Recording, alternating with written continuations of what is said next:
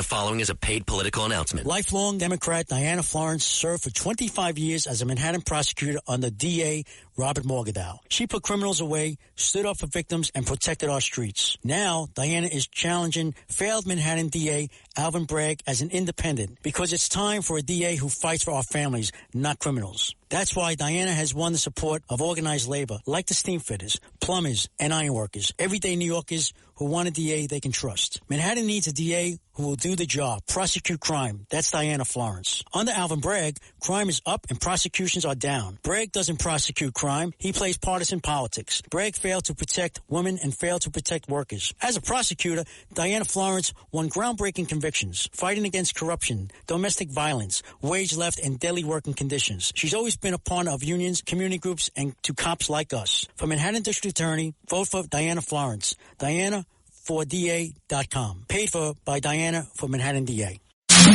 It's Another Side of Midnight. Political humorist T.J. McCormick. Now, to the Bernard McGurk studios of 77 WABC. Here's T.J. McCormick.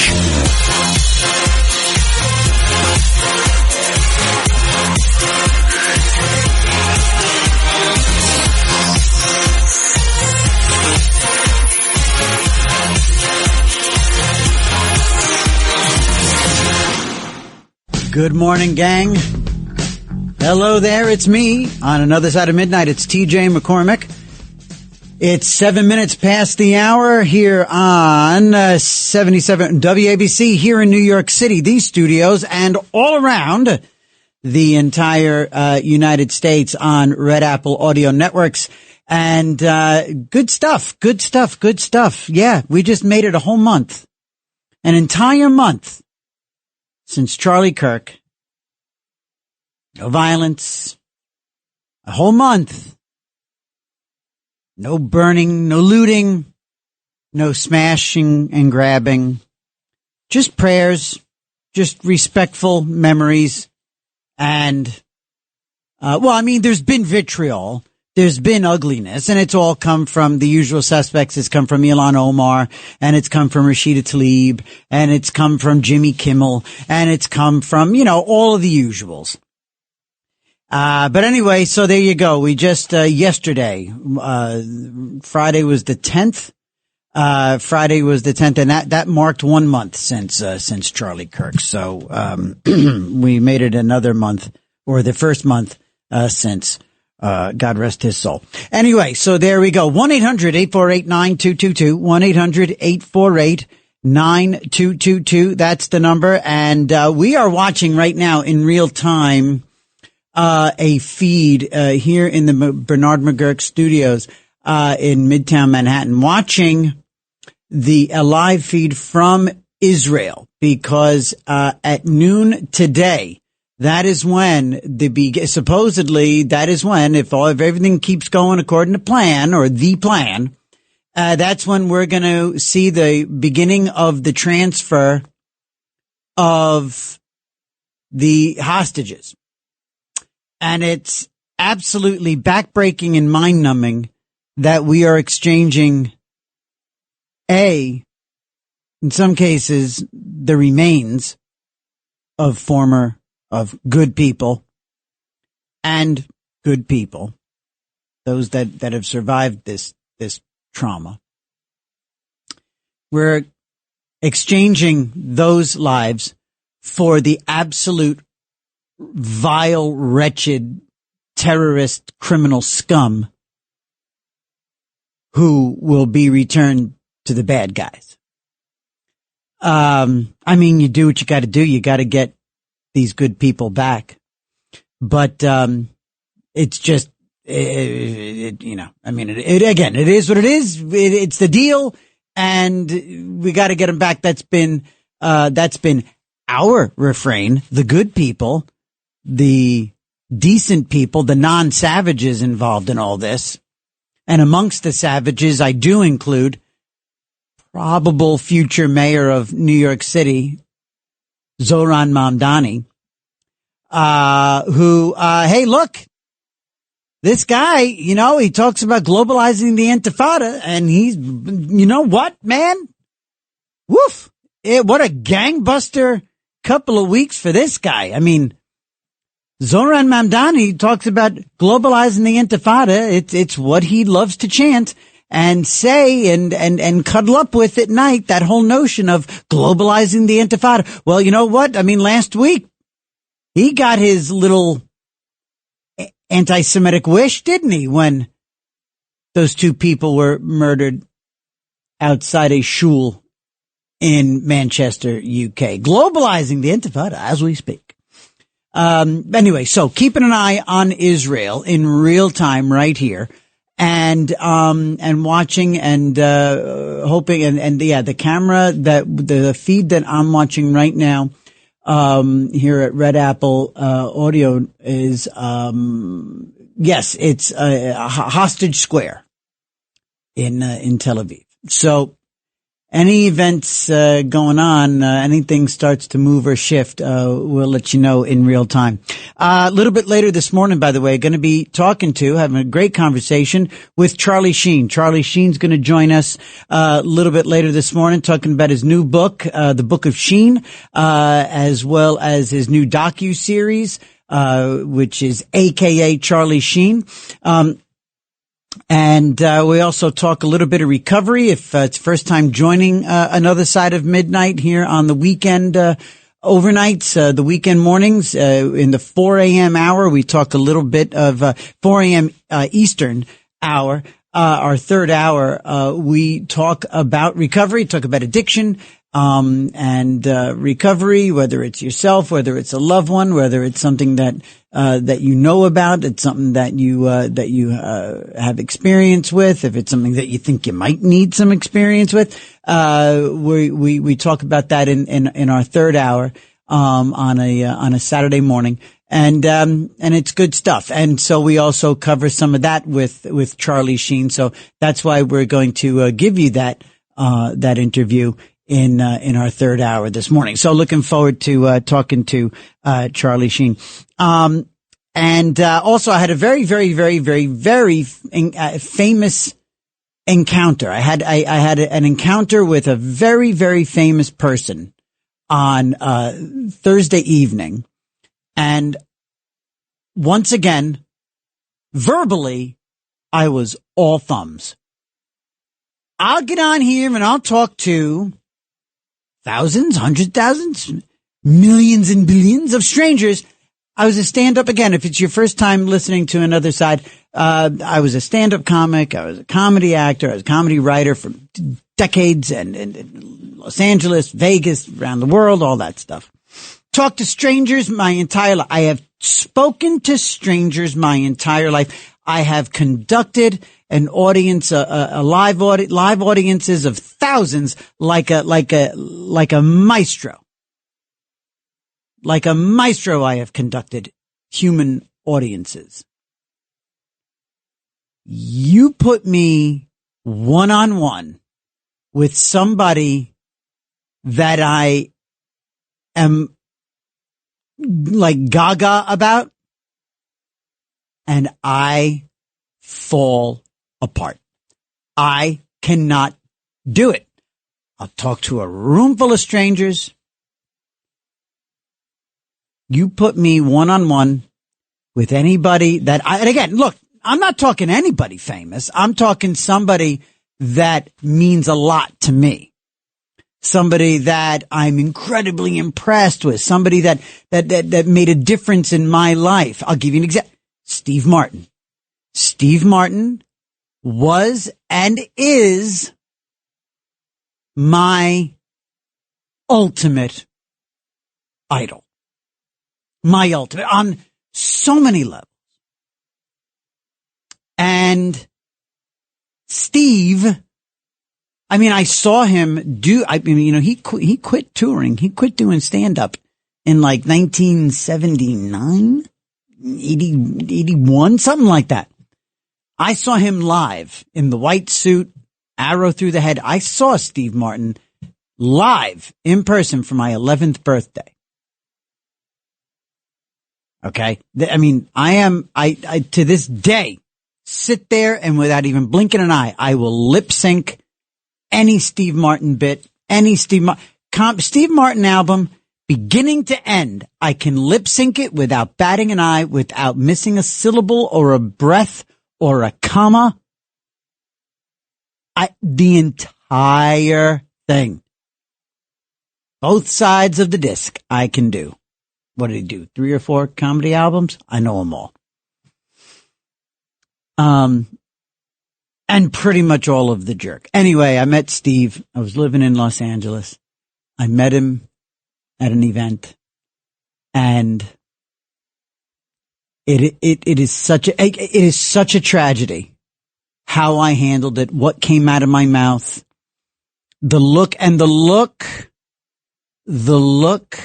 on his face is the same look I have received from other people like Steve in my life, including this recent encounter Thursday night.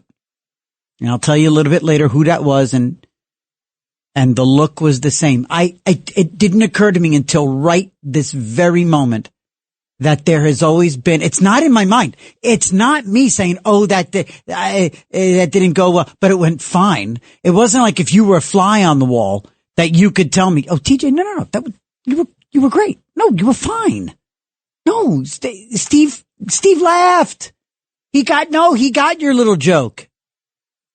No, he didn't. Steve never got my joke. And all I wanted imagine that. My entire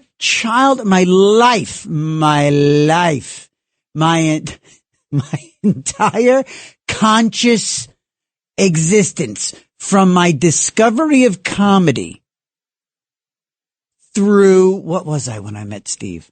Oh, we were pregnant with Millie. I had to be at least 40 or 41. I'll call it 40, okay? From 9 years old to 40, 31 years of my life. All I wanted to do was say something witty to Steve Martin and have him dig it. And, again, it all just goes too fast. It goes to those moments. See, there's the difference between me and the greats. Now, again, I hold my own in any venue. I'm there. I'm chill. I performed for 250,000 people at Woodstock, 1999. 250,000, 250,000 people on an Air Force base in 1999, Woodstock. Cool as a cucumber. And it was 174 degrees on that tarmac. You put me one-on-one with Steve Martin. Anyway, plenty of time for that. I'll tell you about a little bit more about Steve's my encounter with Steve and why that went south. The other people who I have totally just crapped the bed in meeting, and Thursday night. And again, until this moment, it never occurred to me until I said it out loud. Sometimes you have to let your thoughts hit the oxygen before you realize, oh, wait a minute. And yes, sure enough, there was a look. There has always been a look. It has not been my imagination. There's been a look of like, oh, where it's almost literal that they're thinking to themselves, this is not going the way you wanted it to, is it? Oh, you poor thing. 1-800-848-9222. I don't know what we're talking about yet, but we're going to get to a quick break in a moment. And when we come back, I'm going to tell you why I am absolutely fine with retribution. I am absolutely, totally comfortable with political, lawfare, retribution. I am absolutely zippity-doo-dah, okay, fine. Going to be a wonderful day with a little bit of whataboutism. This is one instance where two wrongs make a big, fat right. We'll talk about that in a minute. It's Another Side of Midnight with me, TJ. and you. 1-800-848-9222. We shall return. All night long. This is Another Side of Midnight with TJ McCormack. 77 WABC. It's Another Side of Midnight. Political humorist TJ McCormack. Now to the Bernard McGurk studios of 77 WABC. Here's TJ McCormack.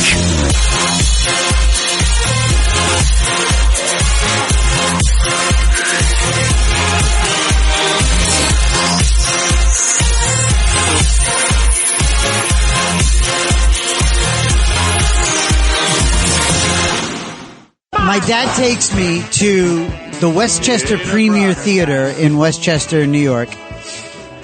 He gave his life for tourism.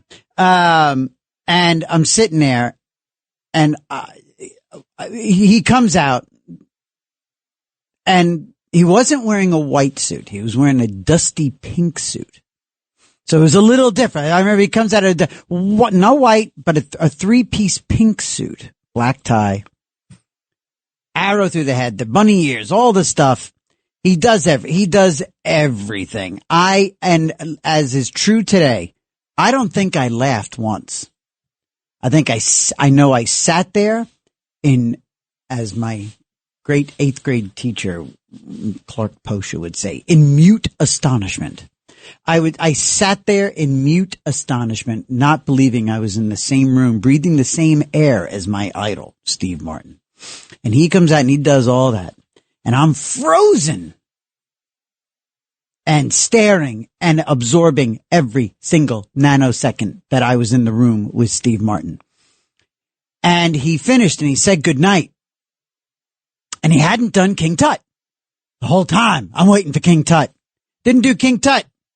He said, good night, everybody, good. Now I'm 10, 11. It's the first time I'd done anything like this. I did not know. I never knew about the encore. And so I say to my dad, I was like, but wait, where's King Tut? Where is it? This is, oh my God. And of course, it was the first time in my life that I wasn't happy with what I got. Well, no, it wasn't the first time. Shouldn't say that. I was a spoiled brat. But all of a sudden, the strains came up that Tony just played you. And I just about fainted. Because here comes Steve, King Tut, the whole deal. Maron. I was absolutely gobsmacked. So you can fast forward like almost 30 years from that point. And I met him. And it was awful. Awful. I'll have to get my thoughts in a row to explain to you how I crapped the bed when I met Steve Martin and what I said. And then I'll tell you who it was I met on Thursday and pulled the same shenanigans. All right. It is 27 minutes past the hour here on Another Side of Midnight. 1-800-848-9222. I'm TJ McCormack, in New York City. And we, are talking about a number of things. Oh, I was telling you that I am perfectly fine with retribution. Perfectly fine. And I'm going to tell you about that in a few minutes. Let's go to Robert in Montreal. Robert, good morning. Welcome. Yes, good morning, TJ. Thank you for taking my call. Of course. I just wanted to let you know the thought I had for a while, and that is because Curtis Sliwa founded the Guardian Angels, I think it's conceivable that if Mario Cuomo got in touch with him and promised him to be in charge of the security of New York City, you would have an automatic team there, and that would certainly block out damn dammies, I call them. Mm-hmm. So a deal with Cuomo to have Curtis step aside And now I know, I don't know if you heard in the news break, but in the news break they were saying that there's an analyst an analyst is saying that, based on polling, that Curtis's people are locked into Curtis, and that even if Curtis stepped aside, that they would. I don't agree. I don't buy that at all. I think if Curtis stepped aside, I believe every single one of his voters would go to Cuomo. And that's an interesting thought. You're the first time I've ever heard anybody say, so you're saying make him like police chief, police commissioner. Correct. Yeah. He'd love that. All I've heard about Curtis was his talk about security, with the guardian angels and everything going into the subways. Yeah. I mean, it's automatic. Also, it's clean because Cuomo is no longer a Democrat. He's an independent. He's an independent. Yeah. He's an independent thug and no longer a Democratic thug. Yes. Thank you, Robert. Thank you. That's an interesting concept. That's very, very interesting. Let's, and I bet you it would work. Let's go over to Lou. Lou, good morning on line 2. Lou on 2. Good morning. My biggest fail meeting a star. Yeah. Johnny Cash walking on 57th Street just by himself, and you can't miss him. Right. And I was delivering Pepsi, and I walked up to him and said, "Mr. Cash, I'm a big fan. My father used to make me listen to you all the time." And as soon as it came out of my mouth, I went, "Oh, that's not what I meant." Not make. I used to enjoy listening to you with my dad. I did not enjoy it at all. No, huh? As 14, 15 years old, I'm into Led Zeppelin and, this and that. And Johnny Cash, my father had it on his 8-track. It played endlessly. And you know what's funny? I tell you what, Lou, talk about 8 tracks. I had one summer, I had a summer job in White Plains. I grew up in White Plains. In White Plains working for a garden center. And my job was in their big beat up 1979 van, right? A big like Ford van with just like a driver's seat. I don't think there was even a passenger seat. Every square inch of the inside of this van was for plants. And I was out there delivering, everything from shrubs to plants to wedding flowers. And they had a broken 8-track tape player. The radio didn't work. AM, FM did not work. If I wanted any sound at all, and do you know what it was? And the song, and by the way, it only played one song on the broken 8-track tape, and it was... Must have been torture. It was Elvis. It was Blue Christmas by Elvis Presley. I can listen to that once or twice, but then I'd be done. In the middle of the summer, in the middle of August. Oh, yeah. Now, if I may just... yes. I don't know how much time you want to spend with me, but I don't want to take up other callers' time. But as a delivery person, I met quite a few celebrities in the elevators. Oh, yeah. I delivered to a lot of production companies, and I have 3 that I must comment on. Okay. Bill Murray was the best. Ah, that's great news. Okay, good. I love hearing good news about celebs. Okay, Bill Murray was great. Thing with me. Mm-hmm. Liza Minnelli was so gracious. I just said, "Hello, Miss Minnelli. I'm a big fan of yours." Yeah. Even though I'm, wasn't into her, genre, but I just knew she was a star. And she nodded and she said, "Thank you very much." Was she very pretty, very striking features, right? Oh yeah. The black this was in the 80s, so she wasn't, at a prime. And the worst was Billy Joel. Really? Whoa! I was in the Plaza Hotel in the freight elevator because a lot of stars didn't take the main elevator. Oh, right. So you're there in the service elevator. A little bit after his motorcycle accident. You and the great unwashed in the service elevator. Oh, yeah. Well, they can have a lot more security in the bigger elevator. Yeah. And it's in the back of the building and there's no press. Mm-hmm. So I said, "Mr. Joe, I'm sorry about your motorcycle accident. I'm a rider. I ride a BMW." And he just looked at me and turned his eyes down like, "What the fuck you want?" Oh, hey, excuse my language. Hey, we got it. Hey, we got him? We got it. Okay. Look, got to take it easy there, Pally. When you tell me your stories, you can't give me every New Yorkism. You can't give me every nuance. 1-800-848-9222. 1-800-848-9222. It's 33 minutes past the hour. Gene on line 4. Gene in the Bronx. Hi. Hey. Hiya, TJ McCormick. It's nice to meet you for the first time. And you. Good sound morning. Great. Thank you. Welcome. Good morning. Hi. I'm listening to you. You know, you might have known there's a possibility. My brother was a stand-up comic. Oh, yeah? His name was Mickey Marvin. Mickey Marvin. He might have predated me a little bit because the name is not terribly unfamiliar, but I don't believe I ever worked with Mickey Marvin. Mickey Marvin? No, I'm sorry. Well, tell me about him. Is he still around? Okay. Is he? No, he passed away not too long ago. Mm-hmm. A very good-looking guy. Did you ever hear of Corbin Monica? Yes, Corbin. Oh, okay. So he's a contemporary of these guys. Yeah, Corbin Monica was a very good pal of his, and Corbin Monica got him into the business. Okay. And I'm looking at this thing. I'm glad you answered me because I thought you might have heard about him. He played all the different places. Did he? Mouth. Go ahead. Sorry. Yeah, that's all right.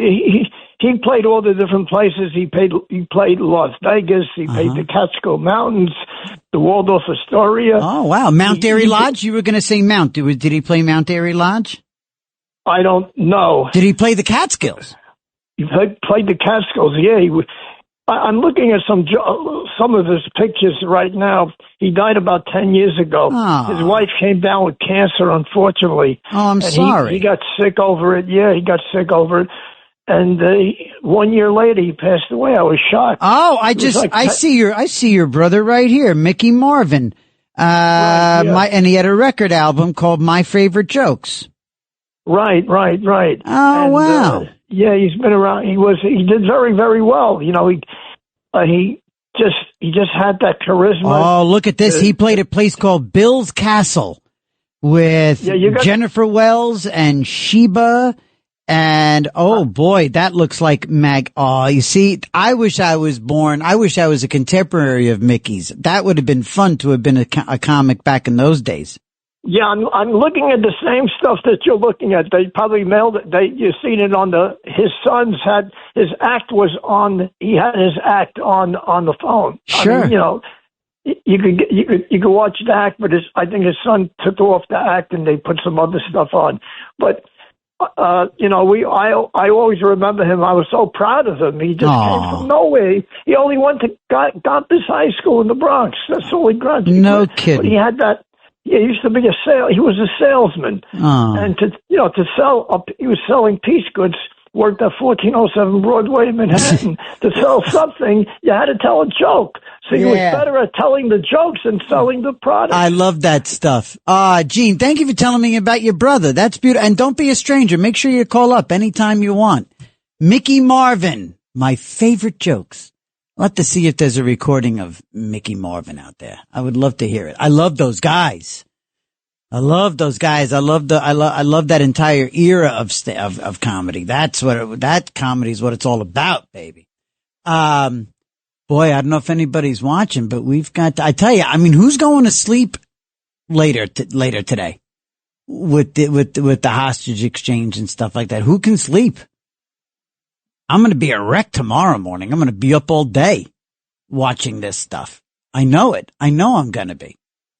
This is going to be crazy. 1-800-848-9222. 1-800-848-WABC. Whoops, sorry. Yes, WABC. That's how we do it. Sorry. The old habit. I keep doing it here. Now we're national, and I get you're not supposed to know where I am. Here broadcasting from Midtown East in the studios of 77 WABC. The phone number is 1-800-848-9222. I'm TJ McCormick on another side of midnight. And we've got Eddie on Long Island. Eddie, good morning. Where in the world is TJ McCormick? Ooh, don't tell nobody. Don't tell nobody. We're national.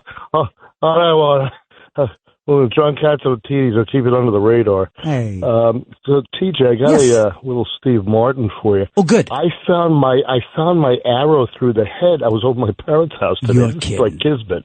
That you should be talking about him. My sister took me to one of his concerts. Yeah. And I know what you mean, the Egyptian, Keaton Foot. The funky cut came from Caledonia. I just... Right? He was so integral in my comedy as a kid. My mother said that I used to watch Ernie Kovacs on TV and just laugh. I don't remember him, though. It must have went subconsciously into me, and then it was Red Skelton. But right. As for Steve Martin, he changed my life with a sentence. What's that? And I use it to this day. I try to help people with their stress, with trauma.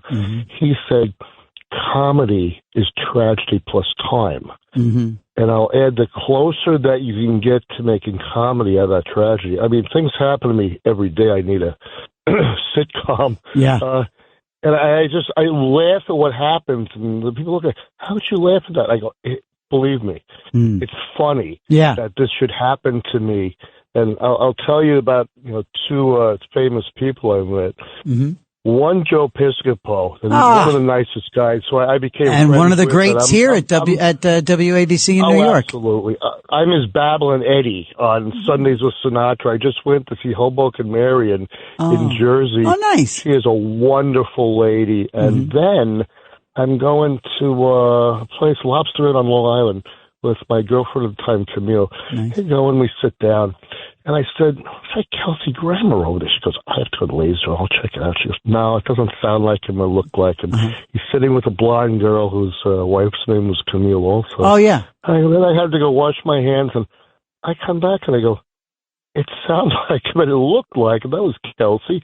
So, we don't bother people. Right. And we're outside. It's her birthday. And these fireworks go off, so I take her to start dancing with her. And these kids come around to start giggling, and they start dancing, 3, 4 little kids. And Kelsey bursts out through the French door. He goes, children, stop mocking those two while they're in love. Stop it. Wow. And I gave a thumbs up. I said, what a birthday present. Wow, that's nice. And so, geez, almost in his Frasier character, doing that. Exactly. Oh, exactly. And how rare. I need to begin and say, do you remember this? How rare for a brewery upstate somewhere. How rare for a celebrity to actually draw attention to themselves too, like that, for a fun little moment. That's sweet. That's nice that he did that. He's still in the moment of Frasier, It's just probably his personality. I mean, he had tragically lost 2 brothers in like 2 separate shark attacks or something in Australia. Oh, yeah. Really? It's such tragedy. Jeez. All right, well, Eddie, thanks for ending on a high note. Jeez. Thank you, buddy. Don't be a stranger, you either, Eddie. First time you've called another side of midnight. It is 41 minutes past the hour, and we are. So I am okay because as I had been on the fence. I had been one of those people. 2 wrongs don't make a right. I've been one of those people saying we got to take the high road. I want Trump to be magnanimous. I don't like whataboutism. And I was kind of like, you know what? We had the ultimate victory when Trump won really re-election. When Trump was elected again to the White House, and had beaten all of those raps, all of those charges. I said, you know what? Let's just head high road. Let's govern. Let's win. Let's win so much we get sick of winning and all that. And then this one had to open her mouth. Cut 11. Listen to this. This is nothing more than a continuation of the president's desperate weaponization of our justice system. Yeah. He is forcing federal law enforcement agencies to do his bidding. Yeah. All because I did my job. You did. As the New York State Attorney General. Yes. These charges are baseless. Oh, they are. And the president's own public statements make clear that his only goal is political retribution at any cost. The president's actions are a grave violation of our constitutional order and have drawn sharp criticism from members of both parties. Both parties. His decision to fire a United States attorney who refused to bring charges against me I hate her so much. and replace them with someone who is blindly loyal not to the law, but to the president, is antithetical to the bedrock principles of our country. She's unattractive. She's unattractive in every single way. She is a big, bloated blowhard. And the way she speaks, she makes she's terribly ham-fisted in her drama. That changed everything for me. That was it. I had once and for all my final fill of Tish James. And you know what? If it's baseless, tell you what, man, baseless, she went and she hired Hunter Biden's attorney. Baseless? And this is the ultimate. It's the ultimate in hypocrisy. And I know we're beating this into the ground. I know people have been talking about it all day yesterday into this morning, but it bears talking about and it bears repeating. This is and again, I'm taking my lead from the president. Some of this stuff is a bit trite. It is a bit hackneyed. But I'm all in. Even if you want to call it retribution. If it's retribution for retribution, if it's like for like, if it's an eye for an eye, I'm good. Because I tell you why.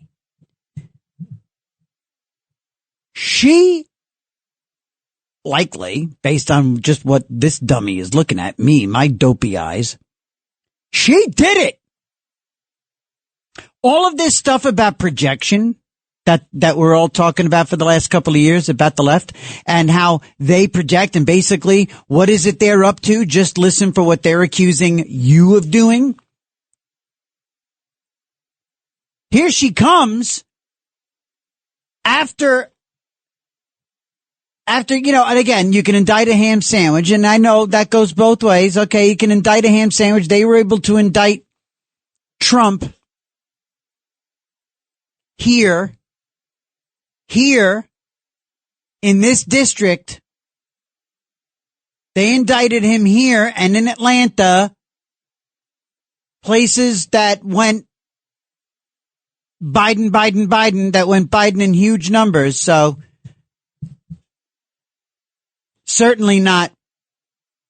He never had a chance. Tish James, it's my understanding. Somebody please correct me if I'm wrong. It's my understanding all day yesterday in following this story that Tish James was indicted in a grand jury district that went Kamala Harris like 76%.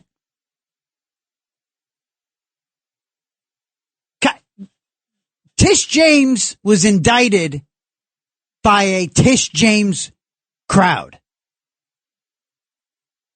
And if we're doing retribution, I'm all in on the retribution. I'm good with the retribution. I'm good with the retribution for Tish James. I'm good with the retribution for James Comey.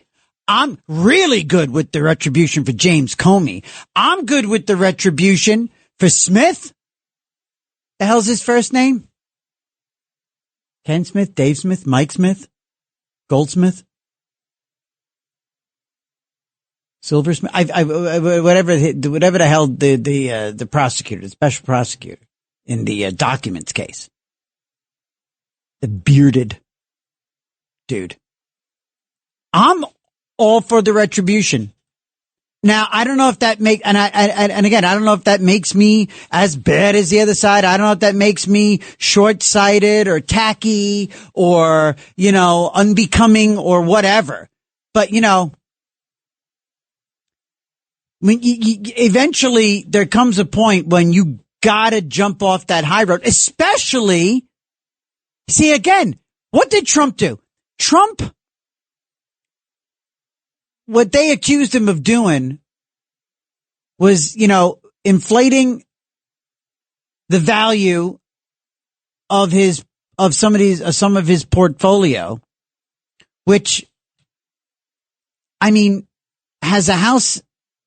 Is there ever, even in just civilian real estate transactions, you put your house on the market for what highest bidder, for crying out loud. He goes out there, he puts it up. People can either do the deal or not do the deal. They can negotiate or not. They can walk away or they can do it. Nobody claimed any damages against it. Nobody ever claimed to have been hurt by any of the transactions that Tish James got him indicted for. In fact, he ended up doing business with all those people continuously throughout, probably still would tomorrow. She lied multiple times, apparently, allegedly, and she allegedly made something like 20 grand, 30 grand, whatever ends up being. In other words, she actually did what she accused Trump of doing, and he didn't. All those things were reversed. It's 49 minutes past the hour. 1-800-848-9222. Are you like me? Are you okay, even if it is retribution? Comey? For crying out loud, Comey? These people made up stuff out of whole cloth. Schiff, would you love anything more than to see that little pucker face with his odd little Cupid doll mouth? He's got a mouth. Adam Schiff looks like a blow up sex doll. Remember that's something you don't see in windows anymore. You used to see him all over Manhattan in the boxes. Ugh. That's Adam Schiff. All right, gang, 50 minutes past the hour. We're going to take a break. It is me, TJ McCormick, on another side of midnight all around the country on Red Apple Audio Networks. 1-800-848-9222. We shall return. All night long. This is another side of midnight with TJ McCormack. 77 WABC. It's another side of midnight. Political humorist TJ McCormick. Now to the Bernard McGurk studios of 77 WABC. Here's TJ McCormack.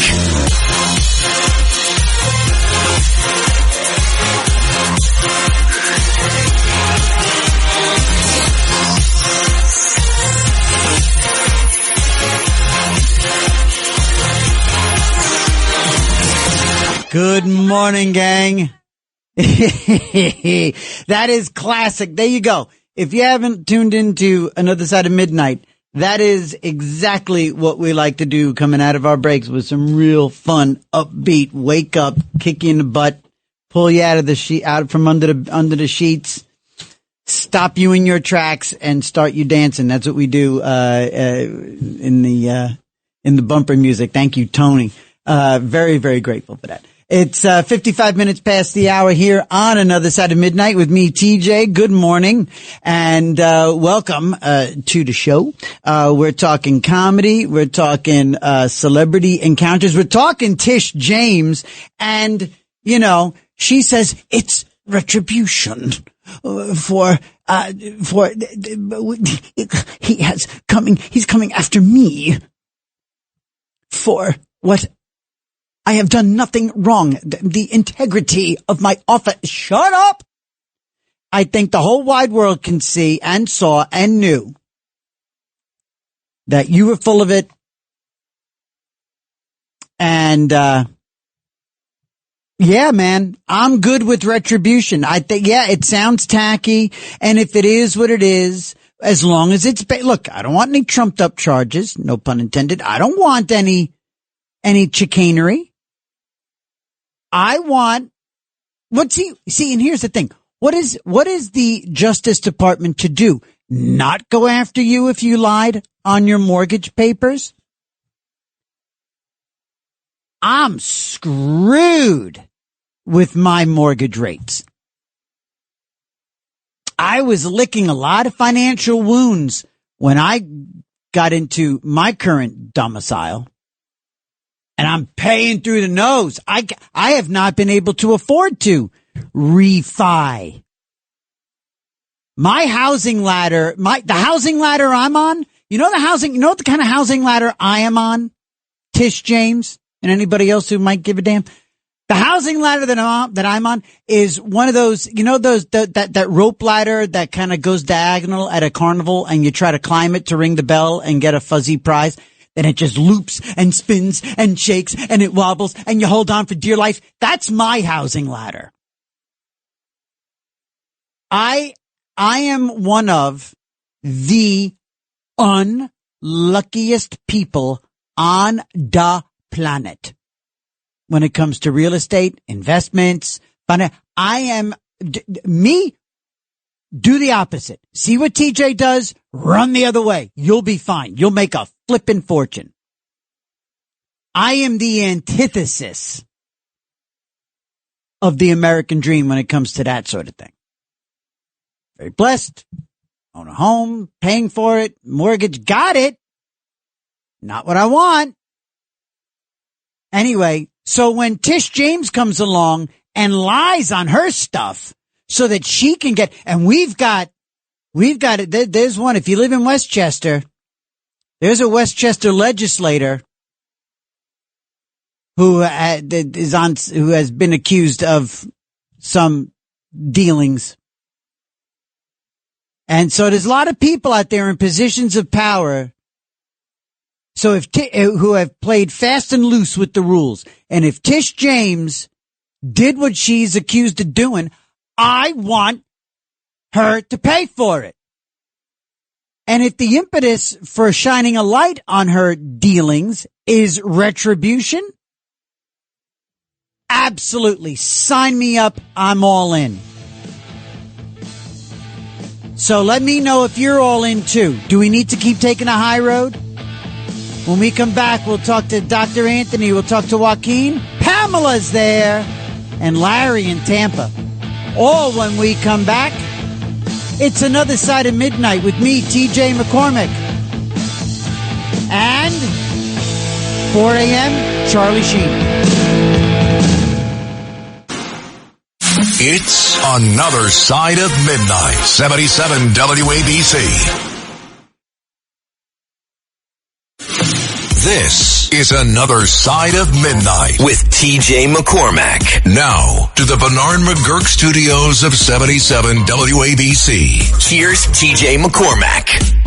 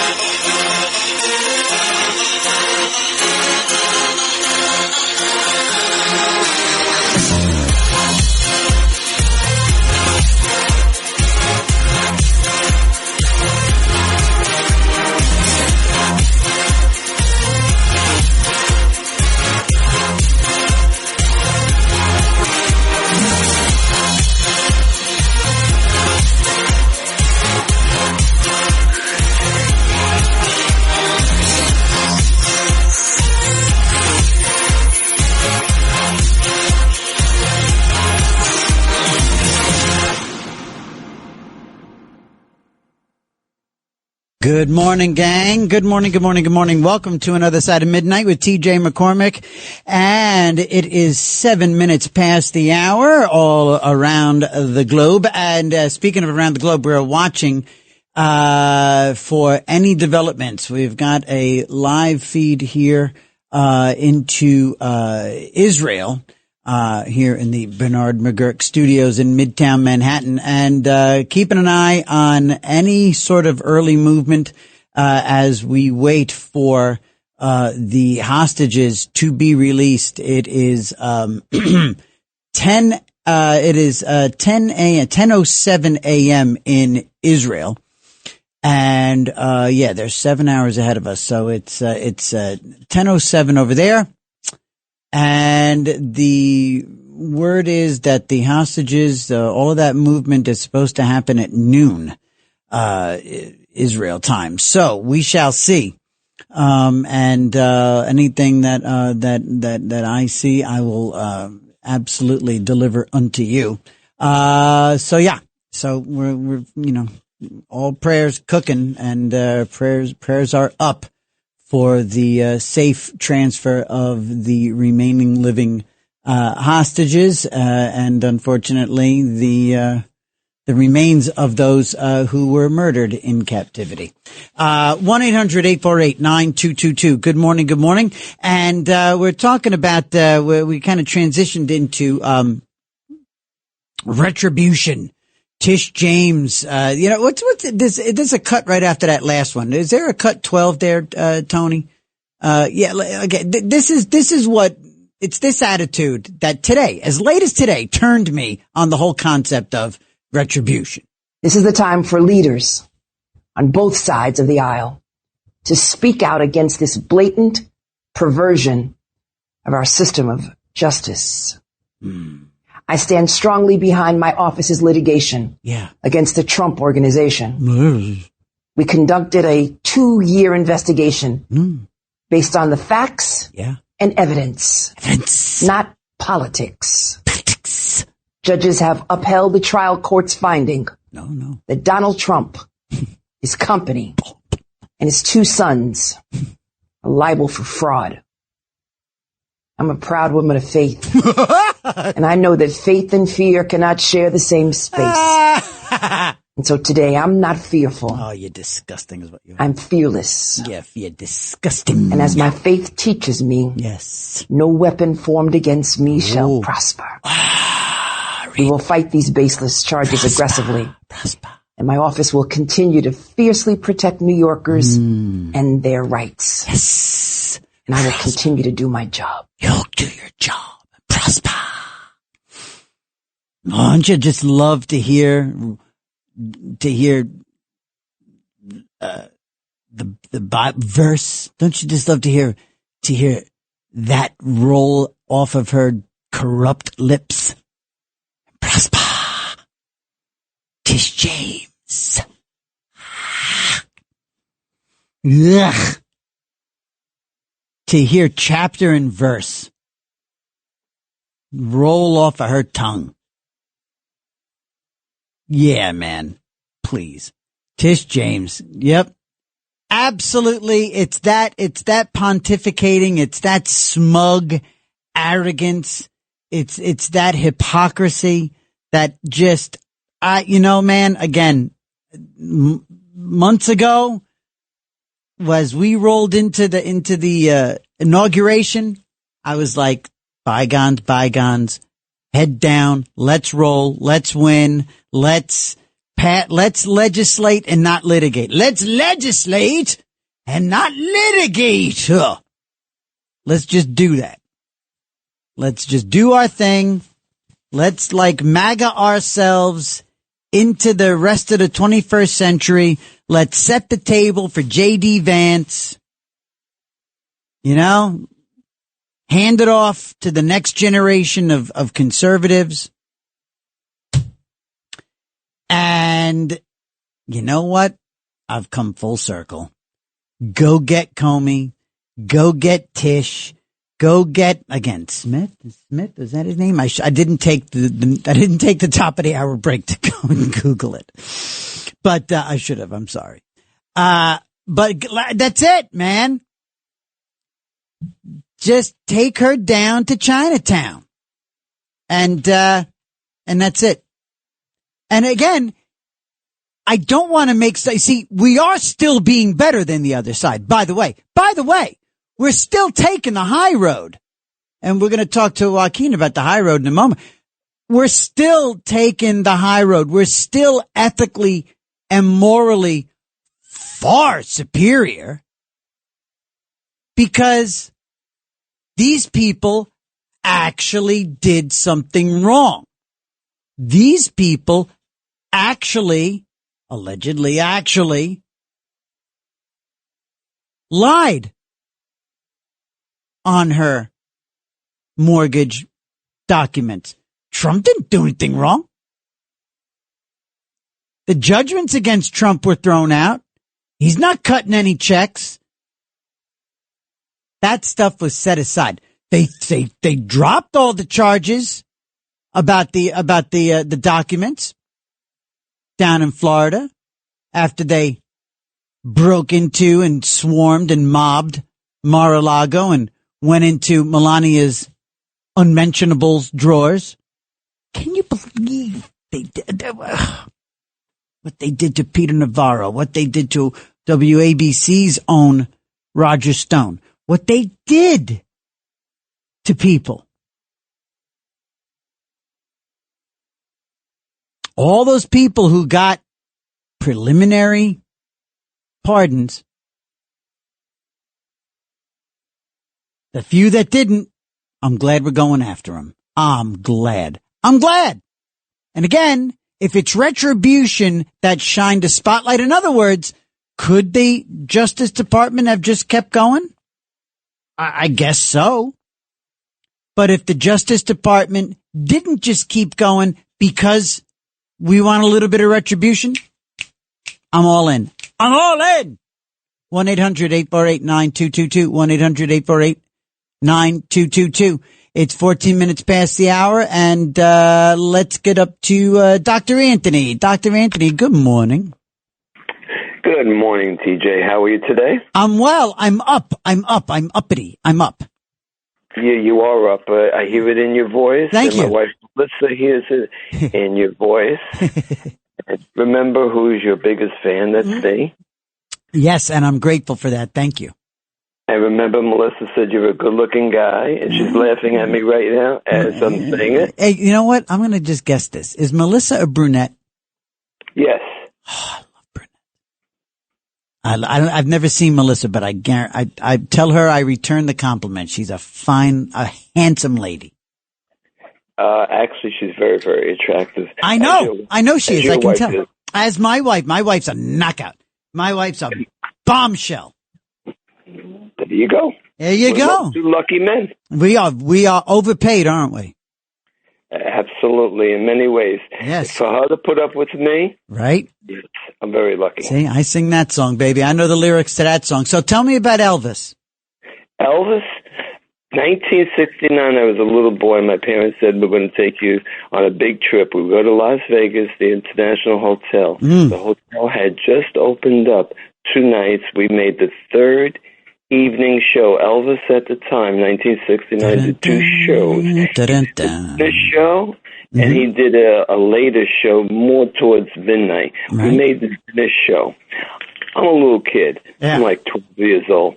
And we're surrounded by all these celebrities. And my father's saying, this is an actress.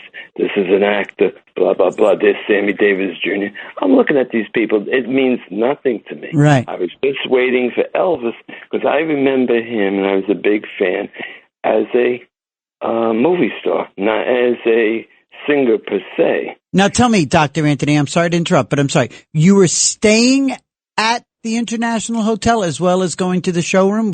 Were you staying in the property? Yeah, we were in one of the rooms. Gotcha. And all of a sudden the band starts. Ba-da-ba, ba-da-ba, da-da-da. Yep, okay, go ahead. I guess you were there also, right? I've watched the video of. You know what? Have you ever watched the film that exists from those? performances? You got to go on YouTube and take a look and see if you can see yourself and your family. Okay. Well, I was a good-looking 12-year-old kid. But anyway, I don't know what happened later on in life, but I was a good-looking kid. And he comes out, and I'm telling you, it was like the sun, the moon, and the stars was on stage. His performance was electrifying. Yeah. Everybody basically was out of their seats, even though it was a dinner show. They were out of their seats most of the time. Uh-huh. He was personable. He shook hands. He gave out scarves. He kissed the girls, loved me tender. It was nonstop.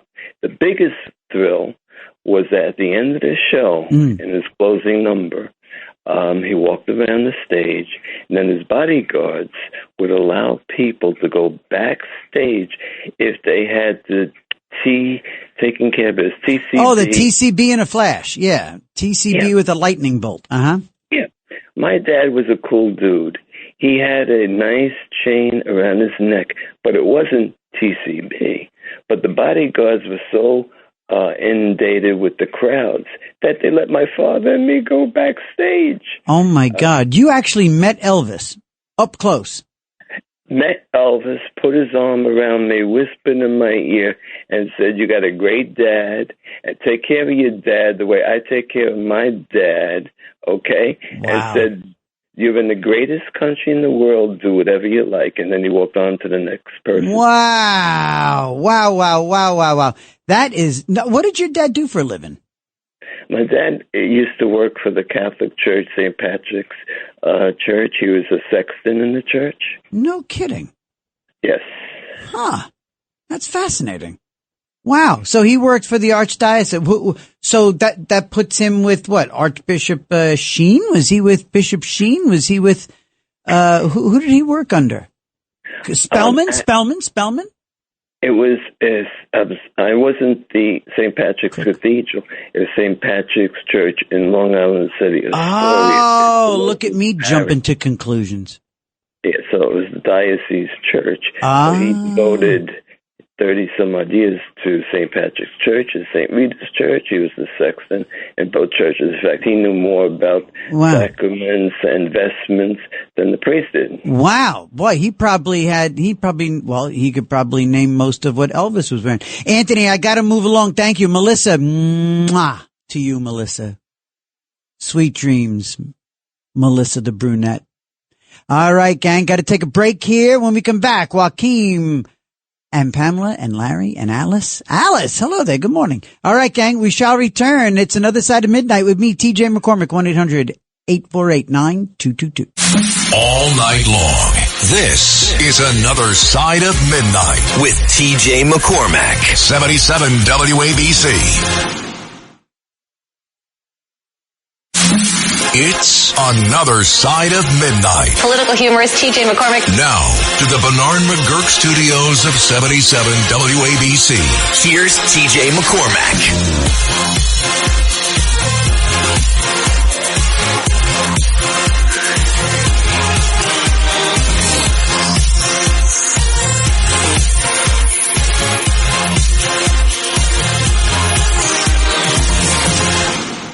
All right, good morning. It's Another Side of Midnight with me, TJ McCormack, all around the country on Red Apple Audio Networks. And it is 23 minutes past the hour. All eyes on Israel. All eyes on Israel and Gaza. We've got, we're in a countdown now to the transfer of the hostages and the prisoners that we're going to give back to Hamas. And, just hoping it all goes well. So again, it's, there's 7 hours, ahead of East Coast time, 10 hours ahead of, our friends on the West Coast. So we're watching. And if, anything begins to develop, we'll let you know. Let's see who we got there. We got, Joaquin in Pennsylvania. Good morning, Joaquin. Hey, good morning, TJ. Hi, buddy. As far as Charlie Sheen goes, Young Guns, one of my favorite movies. Oh, cool. Yes, coming up next hour. Charlie Sheen. Yes, Young Guns. Yep, very, very good. Yep. Hey, all right, look, I got two things for you, and one of them is I think I found an Achilles heel for Mamdani supporters. Ooh. But as far as the retribution thing goes, you know what? There ain't no retribution going on here. Right. And if we don't get off this high road, it's going to lead us to a cliff, to our destruction. I want to see the perp walks. Yep. Because we had around 2,000 people, give or take, that warfare went after and unjustly, criminalized and destroyed, okay? And these people have to be exposed for the tyrants, and I'll say the Nazis, that they actually are and what they have done. And if we don't do that, then it's all going to be lost. Yeah. Okay?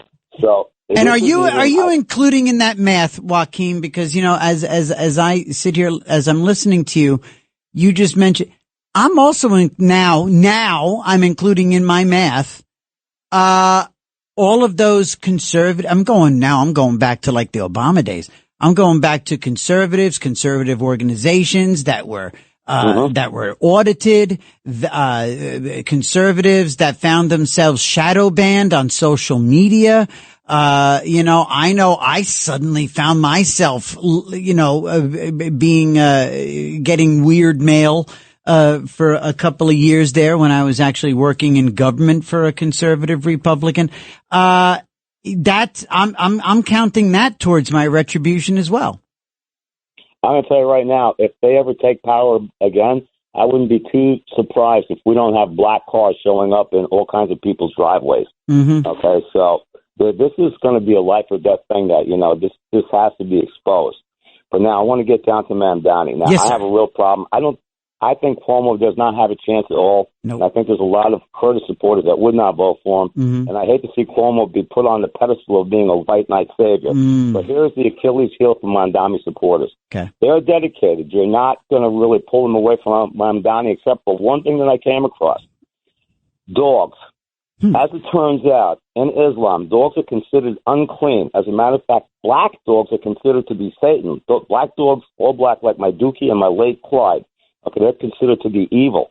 And there's videos out there of dogs being violently murdered in Gaza. And as a matter of fact, in that same video, there were some people, I didn't watch it closely enough, but apparently someone was trying to put legislation through or whatever as far as walking dogs in communities where there's Muslims. Dogs are considered unclean and under Sharia law are not even supposed to go into your house. Wow. I know referring to someone as a dog as a Muslim, as a slur against a Muslim is akin to, like the worst 4-letter word that we can imagine in English. Well, I'll put to you right now, it's very possible that under Mamdani, dogs could be in danger. Wow. He could pass all kinds of laws, regarding dogs, not to mention dogs that are in shelters, and black dogs. But, I took a quick look. I didn't do a deep dive, but then I started, looking into, what, does it say, in Islam about it. And sure as heck, there it is, Wow. And black dogs are Satan, and they got no problem murdering dogs. Okay? All right. Hey, man. I mean, look, we'll take everything we can against this guy. And again, look, of course, Cuomo's going to make a lot of hay out of that, that new poll, but he's only at 33%. He is.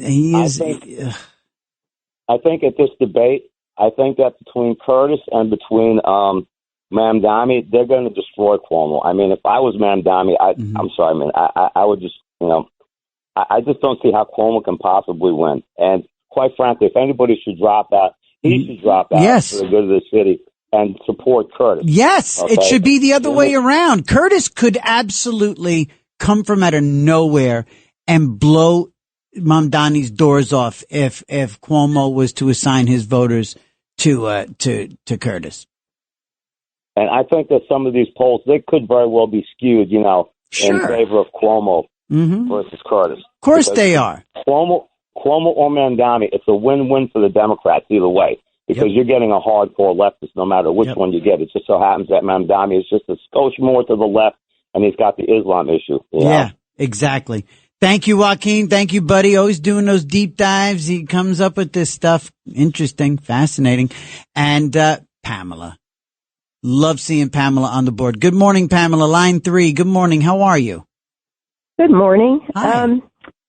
For the longest time, I was thinking, who does Tish James remind me of? And I couldn't figure it out until I have to give Lionel credit for this one. Uh-huh. I mean, she must have been a Tina Turner fan, because if you listen to the prologue of Proud Mary, where Tina does that monologue. Yeah. Doom, doom, It's dead on. Yeah. Dead on. Yeah, we like to do this nice and rough. And doom, doom, yeah, All right. Some people like to do it easy, but we like to do it nice and rough. And then when her lawyer, every time I hear that lawyer's name, I don't know if you remember in Young Frankenstein, Marty Feldman played Igor, and he would go out and get the brains. And Igor, right? Mm-hmm. And he ran out of brains, so he had to take some abnormal ones. So on the shelf, the brain said Abby normal. Yeah. Abby something. Abby normal. Yep. And I think if you marry your mother, I think you would be able to refinance your house in New York State. You know what? I tell you what, if all I need to do is see what Tish did. And, look, again, it's one of those things. My default is to be better than the other side. My default is to high road it. I've got, I've got something, look, the Italians have vendettas. The Irish have grudges. In my family, I was talking about it last week. There's people who, every Irish family has somebody that somebody's on the outs with. There's always a member of the family that somebody's not talking to. And I've been taking the high road with one particular member of my family for probably almost 10 years now. And sometimes you got to just keep taking that high road. You know what I mean? Just for the better of other people. And that tends to bleed over to my politics. I find myself drawn to the high road because I just want to be better, because I loathe how the other side is when they're going low. And in this case, like Joaquin just said, and as I'm coming full circle on, it's not necessarily, we're still on the high road because we're indicting this woman for something she did wrong. And as she said, no one is above the law. Right? This isn't revenge. This is justice. Exactly. Now again, the Justice Department, these indicting bodies could have just sort of kept on keeping on and not looked at Tish James's, and I believe too, it was a civilian that blew the whistle on this, that brought it to the Justice Department. I think I heard wind of that yesterday morning as well. But yeah, if it is, I'm even okay, Pamela, if it's retribution that brought some people to shine a light on this and proceed with the grand jury process, I am completely comfortable with that. If retribution is leading us to justice, I am fine with that. The other side does. They just don't care. No. Evil does not care. Not at all. Not at all. That was so funny, by the way. You are so right. That was, and you say it was, you said it was, Lionel who picked up on her diction and her elocution. Yeah. He hit it right on the head. I said, that's it. Yep. That's it. She must have listened to a lot of Tina. Oh, she's so that smug. Song. She's so smug, isn't she, Pamela? Would this not just be glorious to see that woman have, pleading guilty or not guilty? Oh my God, I can't wait. Pamela, I love when you call in. Thanks so much for being there. And, hey, by the way, everybody, over on, X, on the former Twitter, there's an entire crew of Another Side of Midnight family that, are over there. Marianne, and we've got Freddie Mac over on X. We've got Late Night Man, Jack Smith. Thank you, Late Night Man, Jack Smith. Damn it, Jack Smith. How can I be on the radio and doing this sort of stuff and not remember it was Jack Smith. Thank you, Late Night Man. I appreciate that. Marianne is there. And we've also got, and we've got out in California, in my former hometown, if you will, home neighborhood of Sherman Oaks.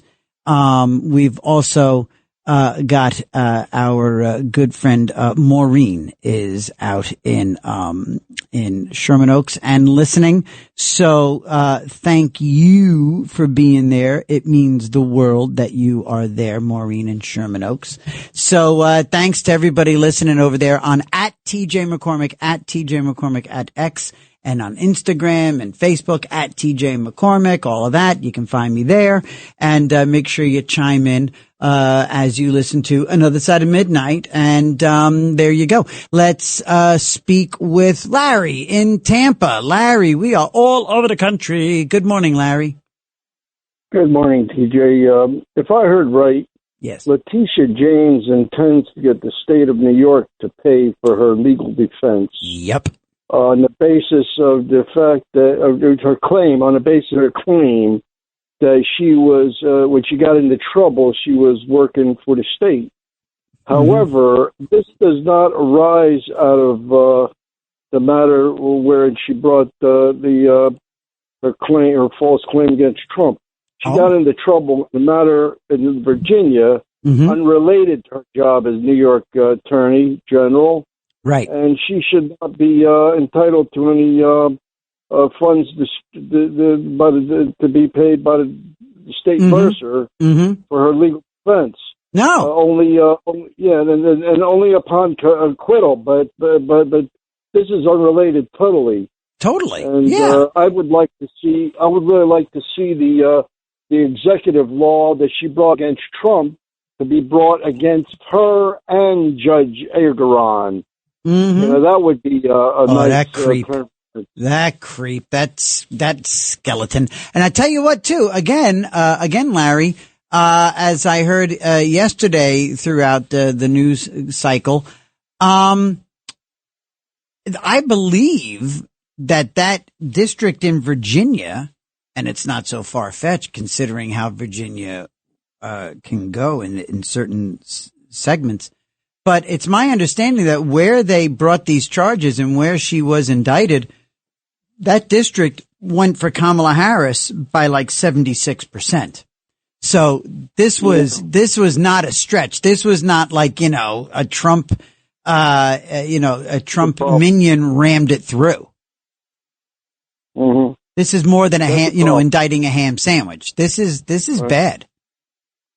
Another thing is that I'd like to see somebody get after that judge because the judge is supposed to see to it that the litigants' rights are protected. Right. Now, Trump was entitled to a jury trial if he thought that this was a valid claim, which this crazy law is ultra virus to begin with, what they call ultra void, null and void, because it doesn't withstand constitutional attack. Right. But he was really, did he not know that Trump was entitled to a jury trial because it constituted more than $20 in question?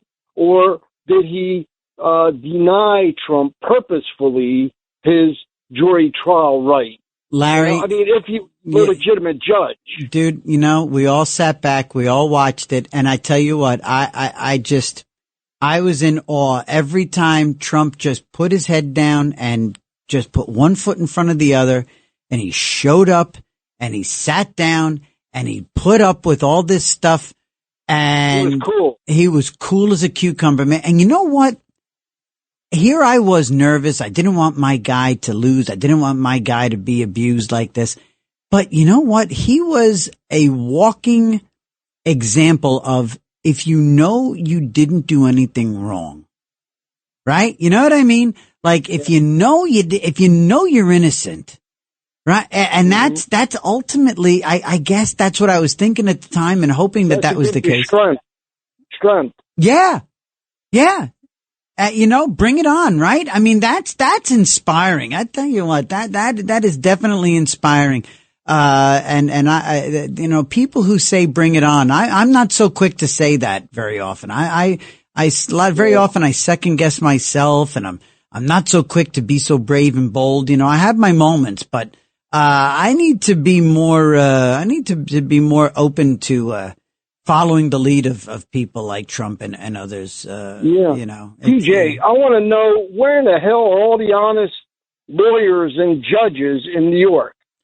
Where in the hell are they? You know what? That's a hell of a question.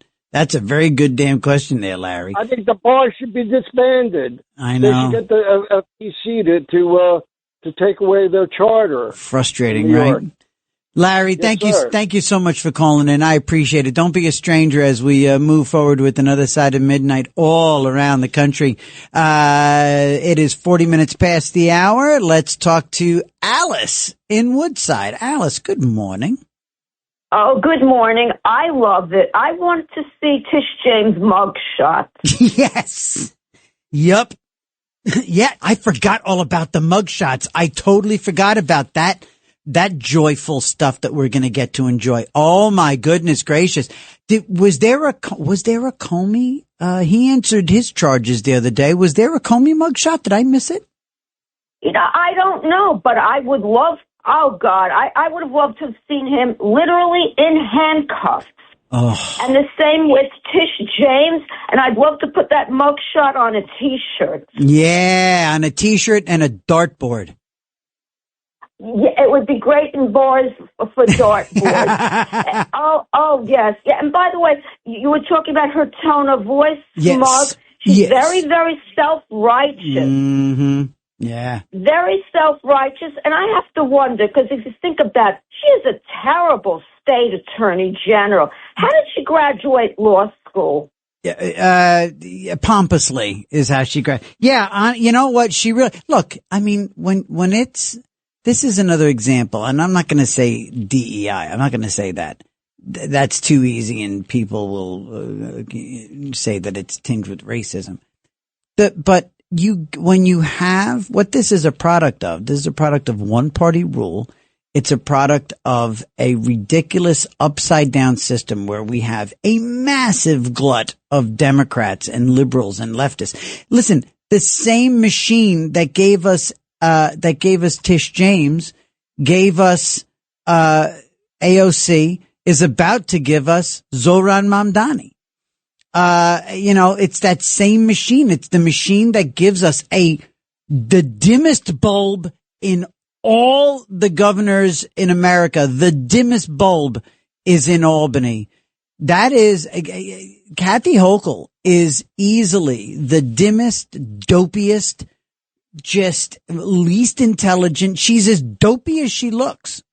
She does not have one original thought. She's an idiot who was an empty vessel chosen by the thug, Andrew Cuomo, because what's he going to do? Appoint somebody that's his equal intellectually? No, he's going to appoint a dopey woman to be his second, and that's what he did. And so anyway, it's the same machine, Alice. We have Tish James because we also, go ahead, sorry.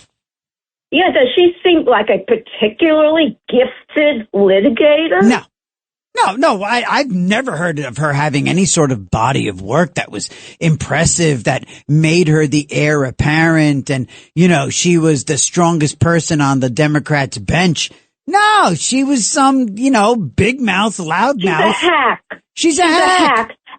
An absolute hack. And by the way, Hochul is horrible, but don't forget Pritzker, or Pritzker the Hut, as I call him. I think he has to be the worst governor in the United States. It's a tight race between him and Kathy. Be honest with you. Yeah. I mean, no, and you saw that little comedy routine he did with Jimmy Kimmel, and, look, they're all too cute by half, all of them.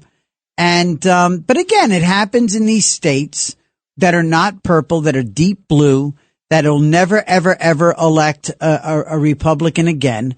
That's the problem you have is now in a state like New York where, you've got some real talent on the Republican side, like, Elise Stefanik, like Mike Lawler, where you have some real Republican talent and intellect. this is one case where things are so bad in New York that we might have a chance of electing a Republican governor. Could happen. It could happen, Alice. But yeah, no, Tish James, she's nobody's genius. Not at all. 1-800-848-9222, 1-800-848-9222. Talking about retribution and no more high road. I'm sick and tired of it. I'm sick and tired of wanting to look the other way and saying, look, they did it to Trump. We're not going to do it to them. And you know what? I've come all the way around. I've come all the way around on that. And look, between Tish James and Comey, and Jack Smith, they all deserve, because they absolutely bastardized the system. They did, in fact, trump up charges on Donald Trump. They took advantage. And look, when all those efforts failed, what proved their efforts were false was when they tried to kill him. And if I'm going to get really conspiratorial, and I mean, honestly, what I think, what happened to Charlie Kirk, God rest his soul, as yesterday was a month since his assassination. When they came back and got Charlie Kirk, and they insisted on doing it publicly, if they wanted to take out Charlie, is there a civilized way to murder someone? But when they decide that they just have to make it a public annihilation like that, they did it to send a message. They did it to say, we might have missed because Trump flinched in Butler, but we didn't miss this time. That's what tells me that everything they were doing to Trump was, in fact, to stop him. And again, Butler was not a failed assassination attempt. I'm definitely getting semantic here, but it was not a failed it was a successful attempt. The target moved. That kid was on the roof. That kid was up there. That kid was seen. That kid was reported to authorities who did nothing about it. That kid was on a roof that was not manned. That was a successful attempt. That was a successful shot that only missed because the target moved, because God reached down and turned Trump's head. And again, that was supposed to send a message. So the reason that they went after Charlie Kirk, and the reason they did it so publicly, was to send a message to tell all of us to just shut the hell up. And I don't think it had the intended effect. Not with me talking the way I'm talking these days, and not with people out there moving forward. My daughter founded her own Turning Point chapter at her high school a year ago. My 16-year-old did that. And yesterday they had their first meeting, or Thursday they had their second meeting of the year, and they've got double the membership. God bless the memory of Charlie Kirk 1 month later. And God bless my daughter. And actually both my daughters are in that, but my 16-year-old founded it. 1-800-848-9222. 1-800-848-9222. It's Another Side of Midnight with me, TJ McCormick, here on the Red Apple Audio Networks all around the United States of America. And we come back, we'll talk to Rick, Carl, Dave, and Isabella. Stay right there. We shall return. All night long. This is Another Side of Midnight with TJ McCormack. 77 WABC. It's Another Side of Midnight. Political humorist TJ McCormick. Now to the Bernard McGurk studios of 77 WABC. Here's TJ McCormack.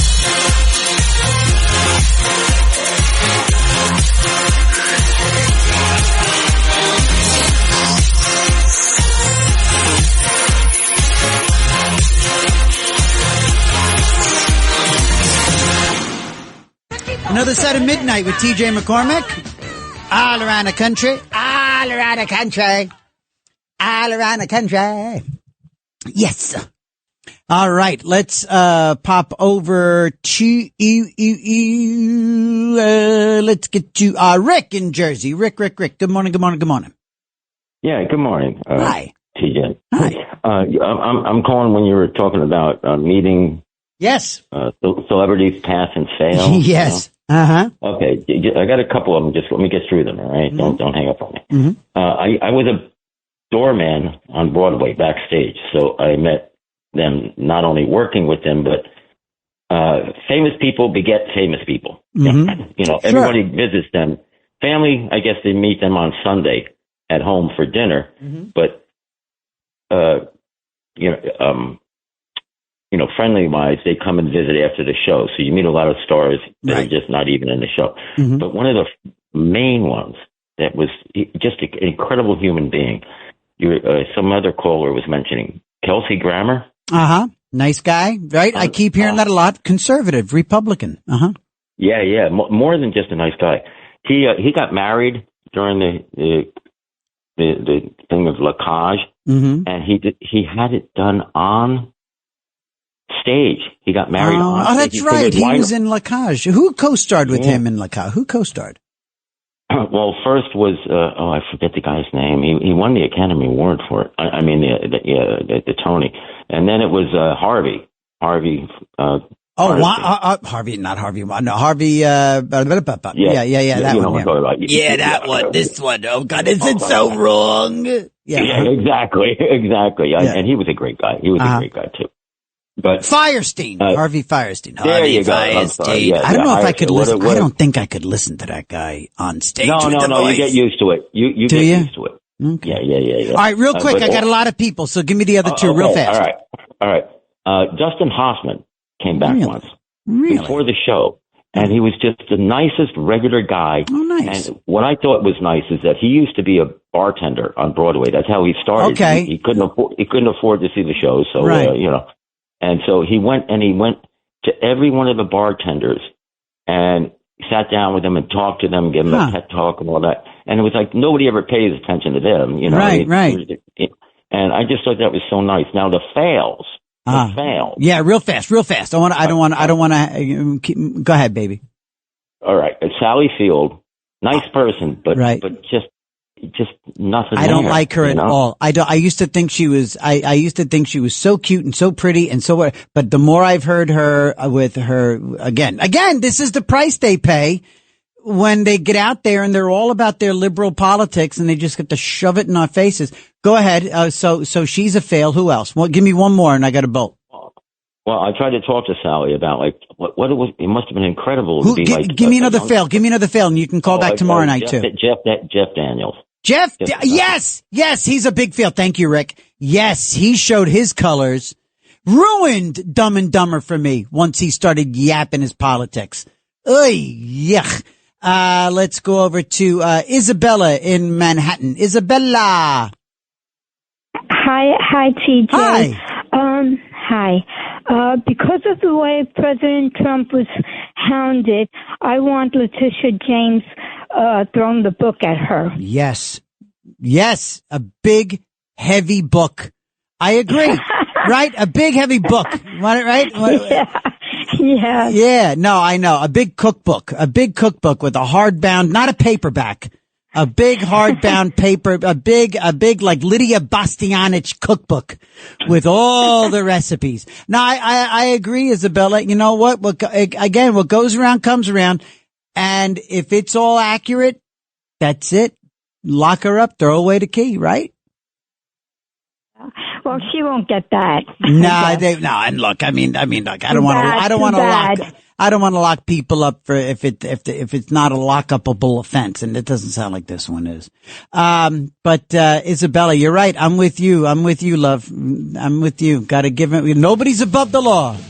All right, friends. When we come back, if you want to hang on the line, we'll definitely talk to you in the next hour. But immediately upon returning, we shall speak with Charlie Sheen about his new book, about his new TV show, about his new career, his new life, his recovery, a little bit about my recovery, and all of that coming up in the next hour here on Another Side of Midnight with TJ McCormick. It's Another Side of Midnight, 77 WABC. This is Another Side of Midnight with TJ McCormack. Now, to the Bernard McGurk studios of 77 WABC. Here's TJ McCormack.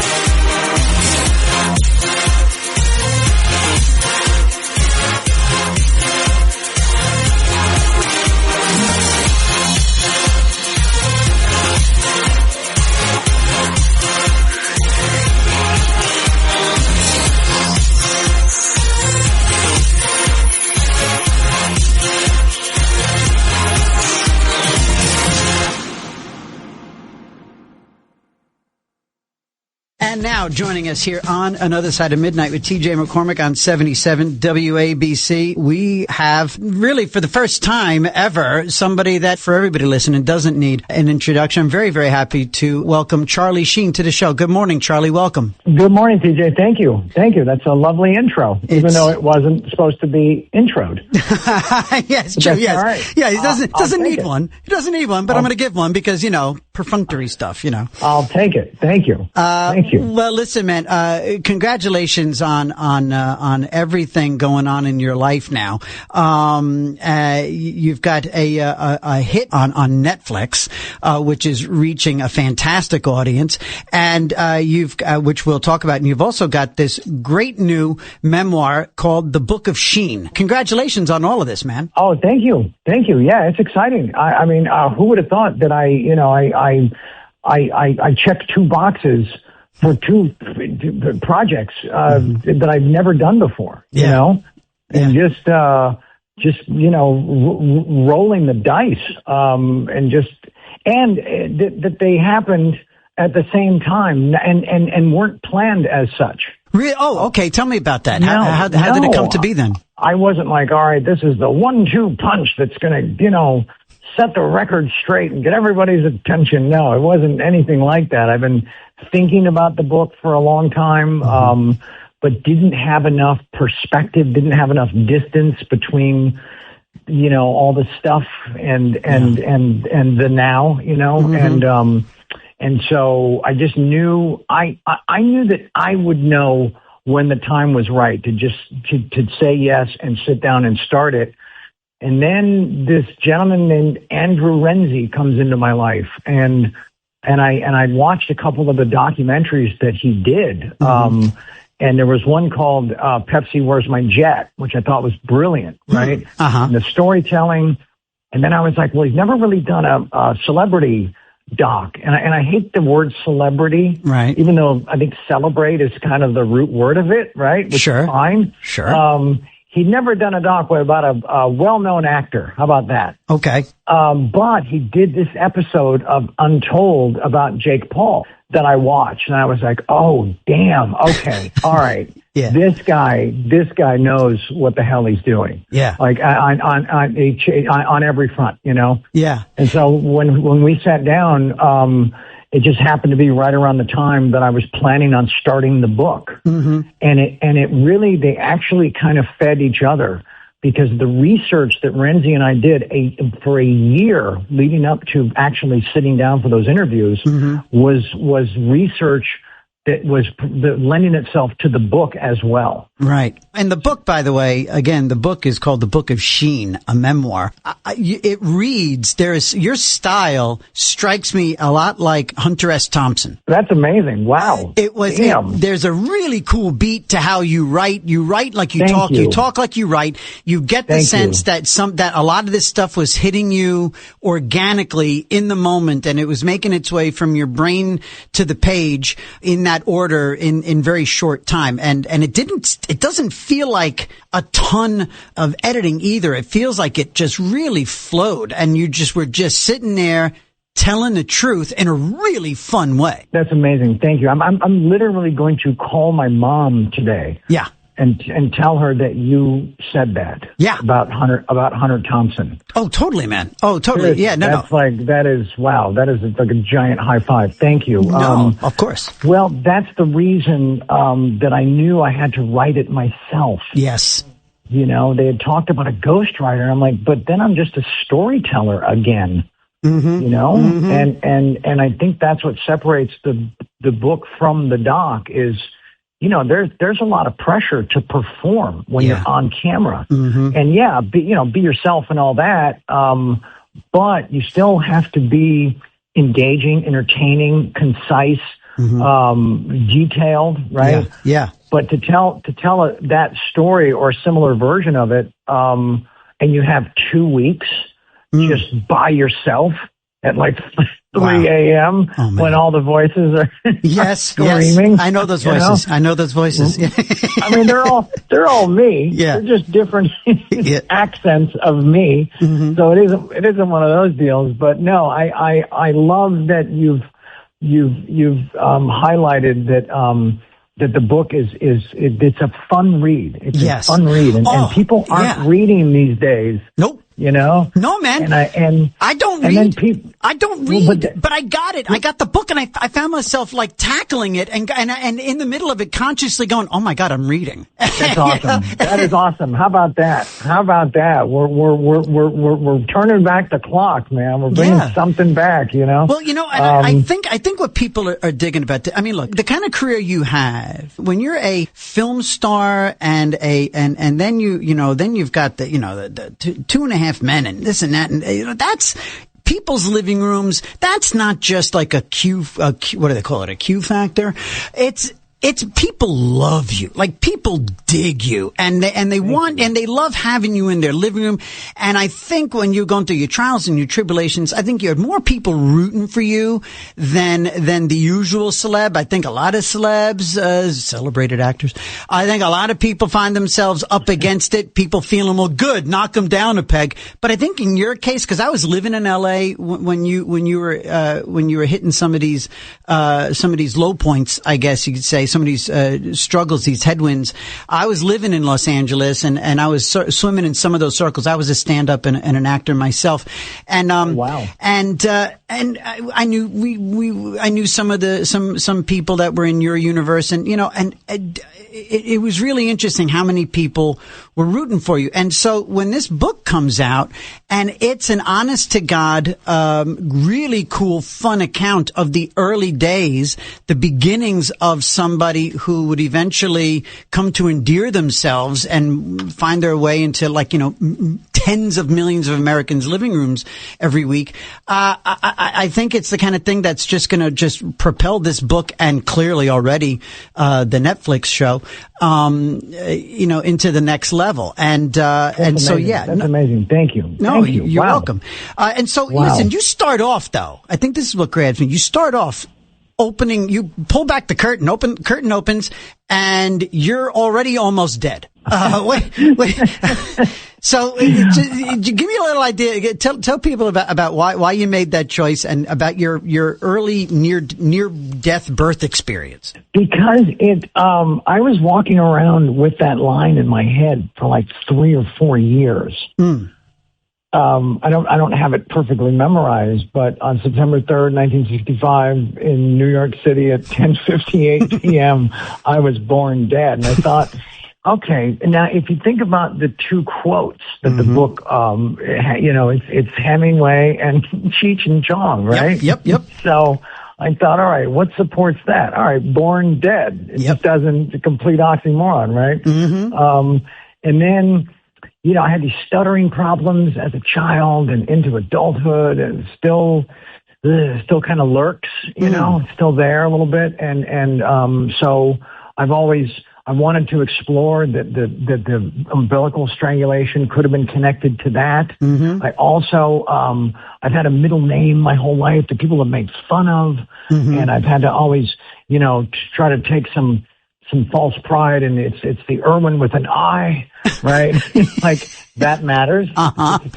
It's still that name, right? Yeah. And so I just kind of saw opportunity in that first chapter to talk about that stuff, and also set the tone a little bit that this is,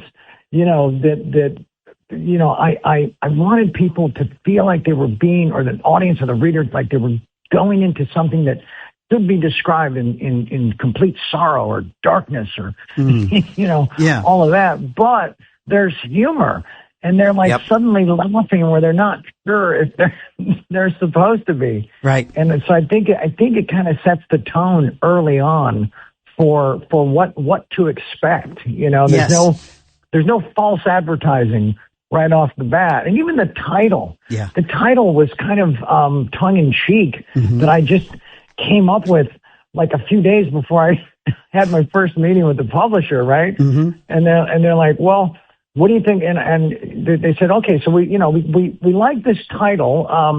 Do you have anything else? I said, I don't right now. Yeah. I said, okay, then let's just keep it until something shows up that beats it. Yeah. And nothing did. Nothing beat it. It works, man. It totally works. It's fun. It's like you said, it's tongue in cheek. It's bravado-ish from a guy that's obviously turned a really humble corner, in life and, is appreciating, everything that you have. I think you look at, I get the sense that you look at life as a blessing, as a gift.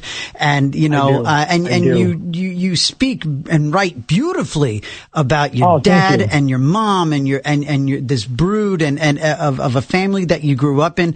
And, so really, again, it reads beautifully. Everybody, as if you don't recognize the voice, we're talking to Charlie Sheen here on Another Side of Midnight. And the name of the book that we're celebrating right now is called The Book of Sheen. And October 19th, everybody, just up 95 in New Haven, Charlie will be there in a conversation setting, there at the Schubert Theater on October 19th, 8 p.m. So go and find tickets for that evening's conversation with Charlie Sheen again at the Schubert Theater on October 19th. Charlie, when I think about your public life, you've been public for forever, ever since you showed up next to Jennifer Grey in Ferris Bueller's Day Off, which is. You were hysterical in that 3-minute moment. That was freaking funny, man. Ever since then, you've been a regular, you've been a constant. But in those funky years, it wasn't always on your own terms, right? So you were kind of thrust into a spotlight, and it wasn't pretty. Look, I'm sober.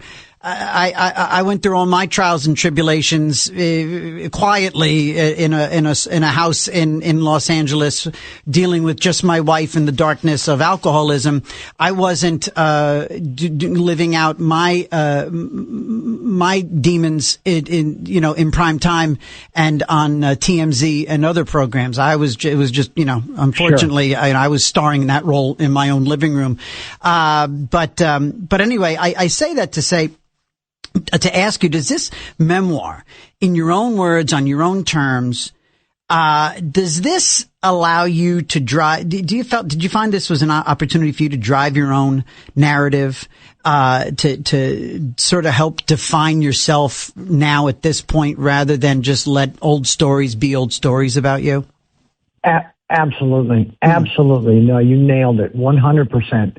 And just let people in a way that I could really only do on the page. You know what I'm saying? Because the performance aspect of telling stories on camera, you know what I'm saying? Versus I wanted the reader or the audience to feel like they're just in the room with me, or on the road trip with me, or on the relapse with me. Yeah. Right there. That the kind of a sidecar view of some of the madness, but yeah, and I just wanted to, there's some themes in the book. There's the theme of choices, so many things come down to the things that we, the decisions that we make, and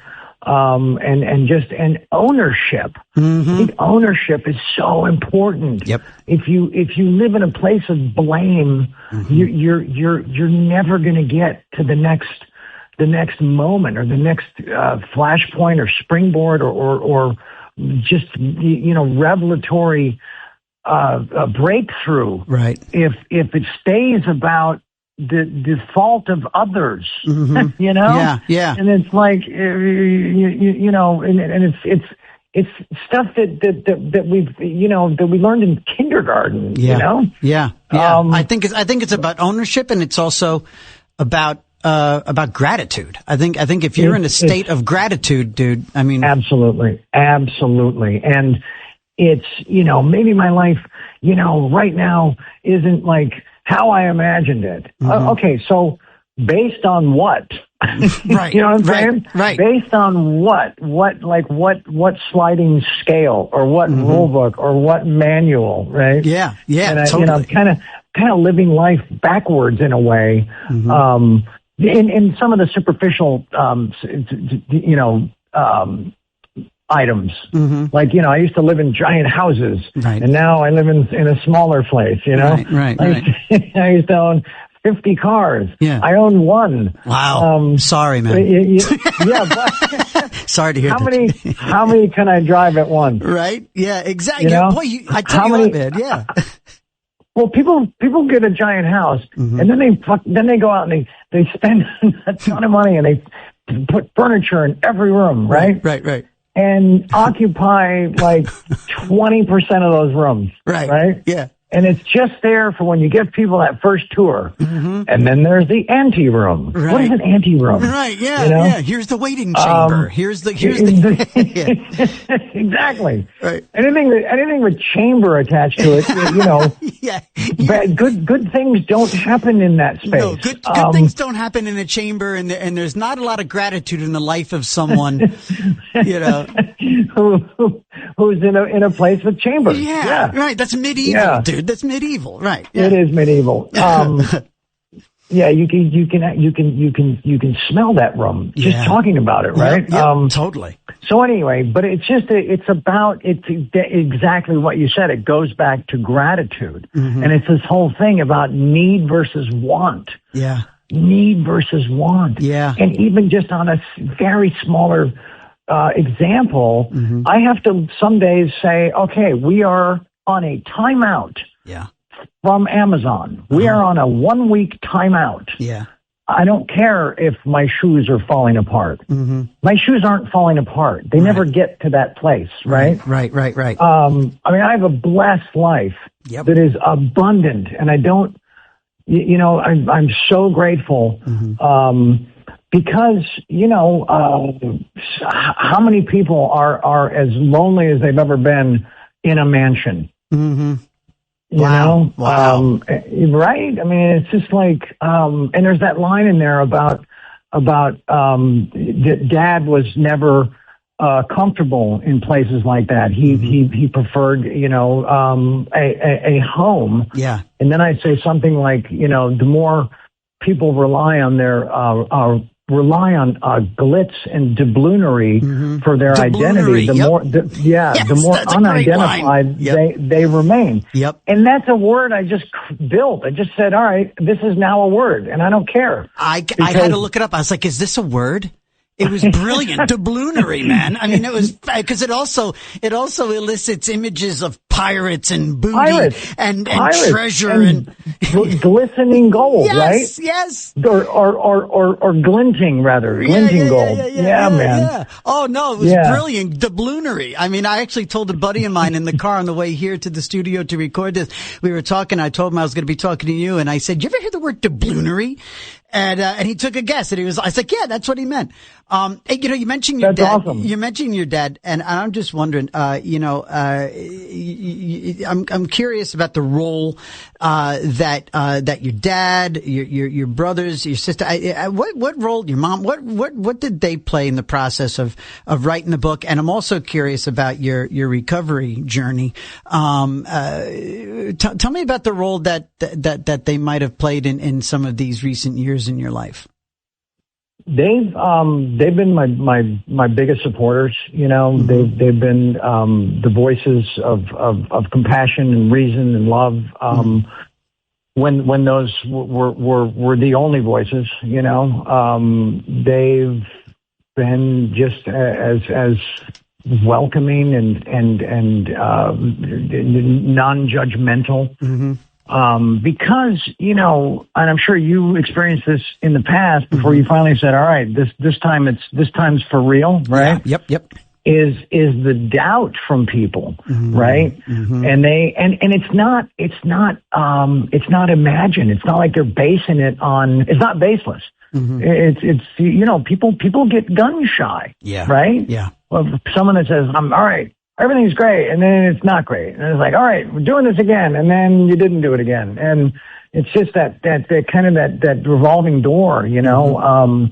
And so they never left my side. They never gave up on me. And, you know, my mom wrote me something, and I hope she doesn't mind me revealing this. And it's so powerful. I visited them yesterday because I've been on the road, and they kind of been catching glimpses here and there.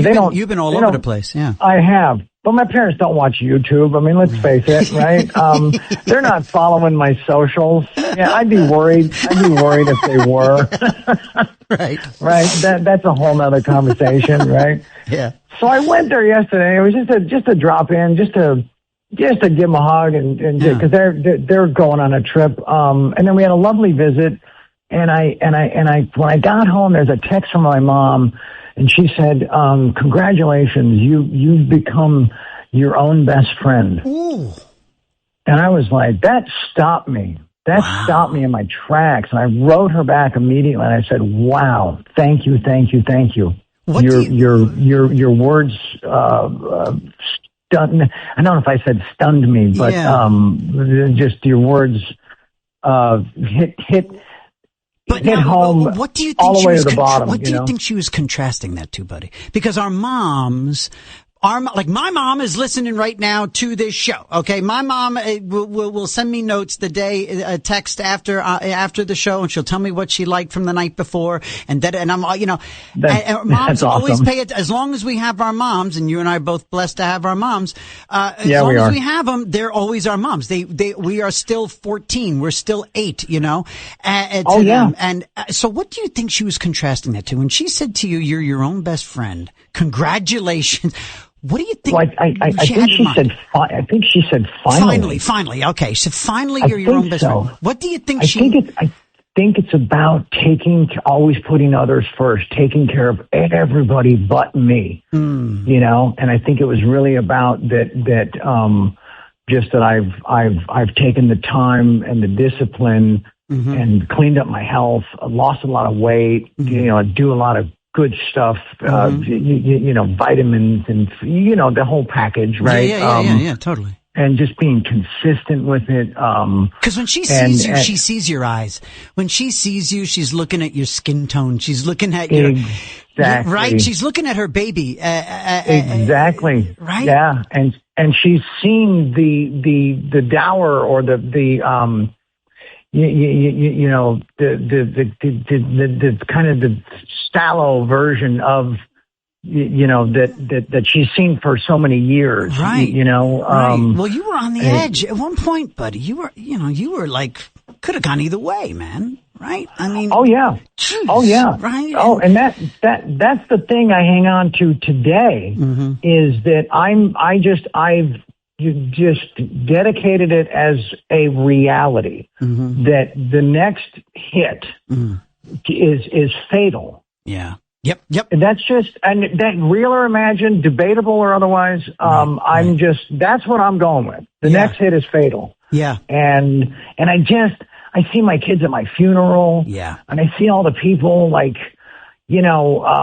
it's not like a funeral or a guy gets hit by a train in his car, right? Right. Because there's going to be a couple chuckles from the podium, right? Yes. Because how do you not see a train coming or hear it? Right. Yep. So I mean, you had all that time to get the car off the tracks. Thank you. And you did. So, and thank God you did. And that's what your mom is recognizing.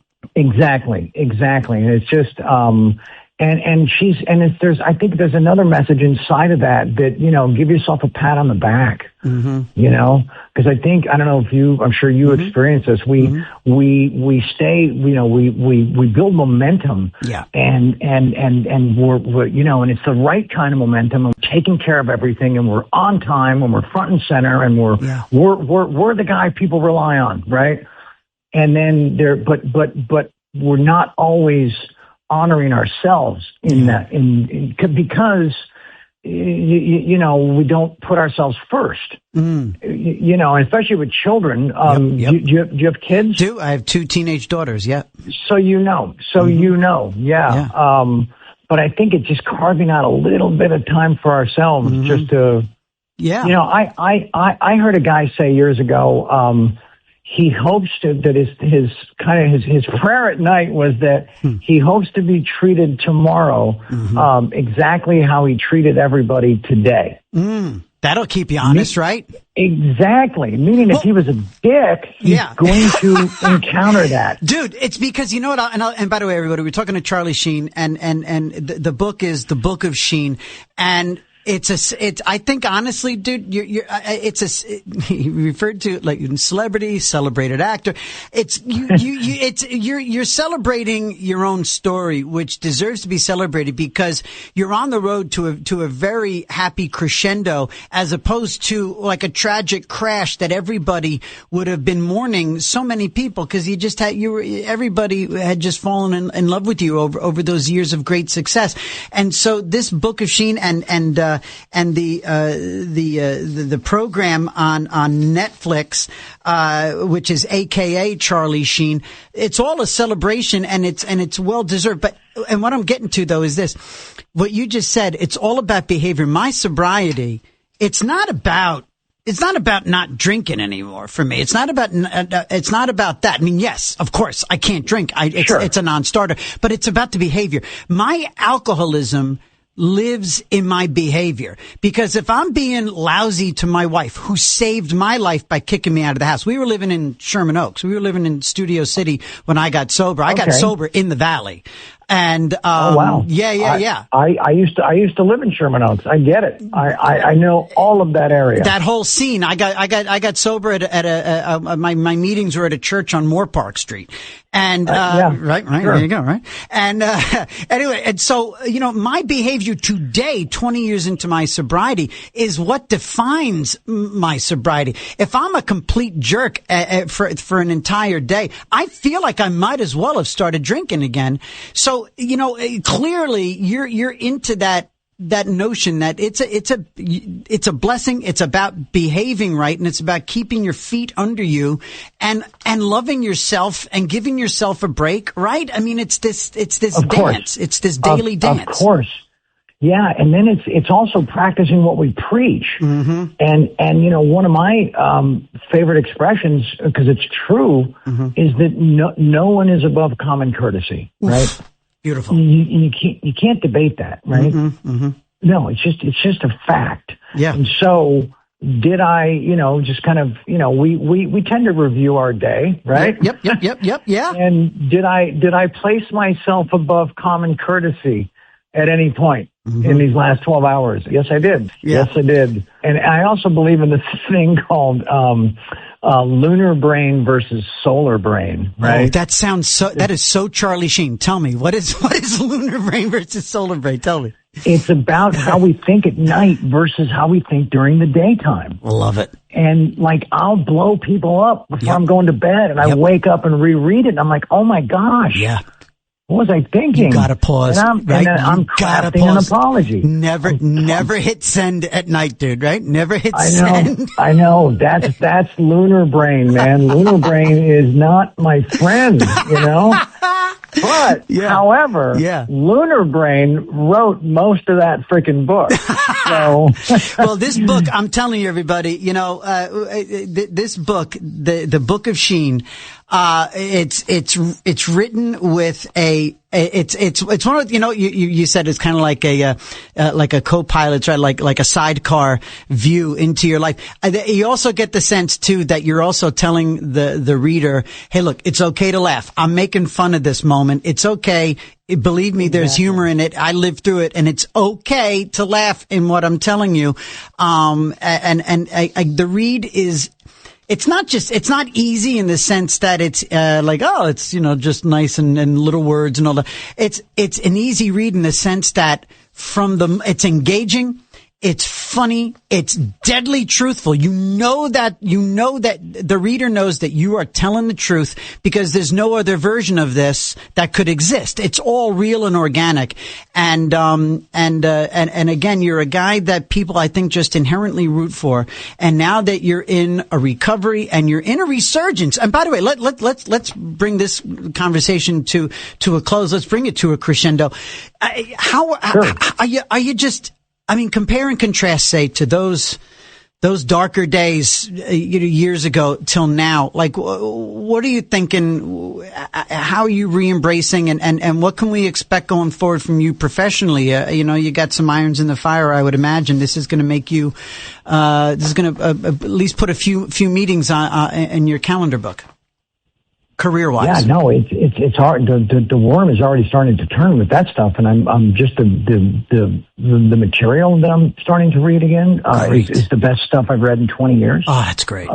People are looking at me because what the doc did was presented such a wonderful filmography, all the archival, the journey through all that, or all the early work, and people being reminded, oh, okay, he's not just a guy in the bowling shirt. He's not just a guy screaming winning. Right. He's not just a guy, going in or coming out of a rehab. There was there was a real body of work that people really connected with. And I'm really grateful for that and proud of some of it. Right. Right. And you own all of it. And you own all of it. That's the beauty. Yeah. I do. And because I have to, because I know that's part of my journey. But to look at some of those interviews, especially in the doc, it's like, I don't recognize that guy, right? Wow. But I know exactly who he is. Whoa. Yep. So I don't know. I don't even know if that makes sense. It does. I'm telling you right now. Buddy, I came across a photo of myself and my wife at a friend's wedding about 6 weeks before I finally got sober. So we're at a wedding, right? So I'm as scrubbed up and looking as good as I'm possibly going to be. And you know what I mean? And I am bloated. I am bloodshot. I am just gross and sweaty. And and I show that to my daughters and they're like, ew, Dad. And I go, I know, ew, Dad. And I'm like, hey, look at me now. Look at me now. Wow. But again, it's those moments that, you don't recognize the guy, but you do get it. It's like right. And it keeps you honest too. It keeps you honest you don't want to revisit those days.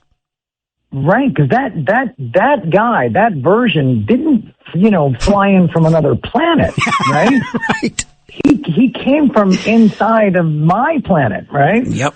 So I think that's the stuff I got to keep close. And just touching on the thing about the next hit is fatal, right? Yes. The fantasy that I have about booze, right, is the first hour. It's just the first hour. Right. The first hour is the greatest hour in the known universe, right? Yep.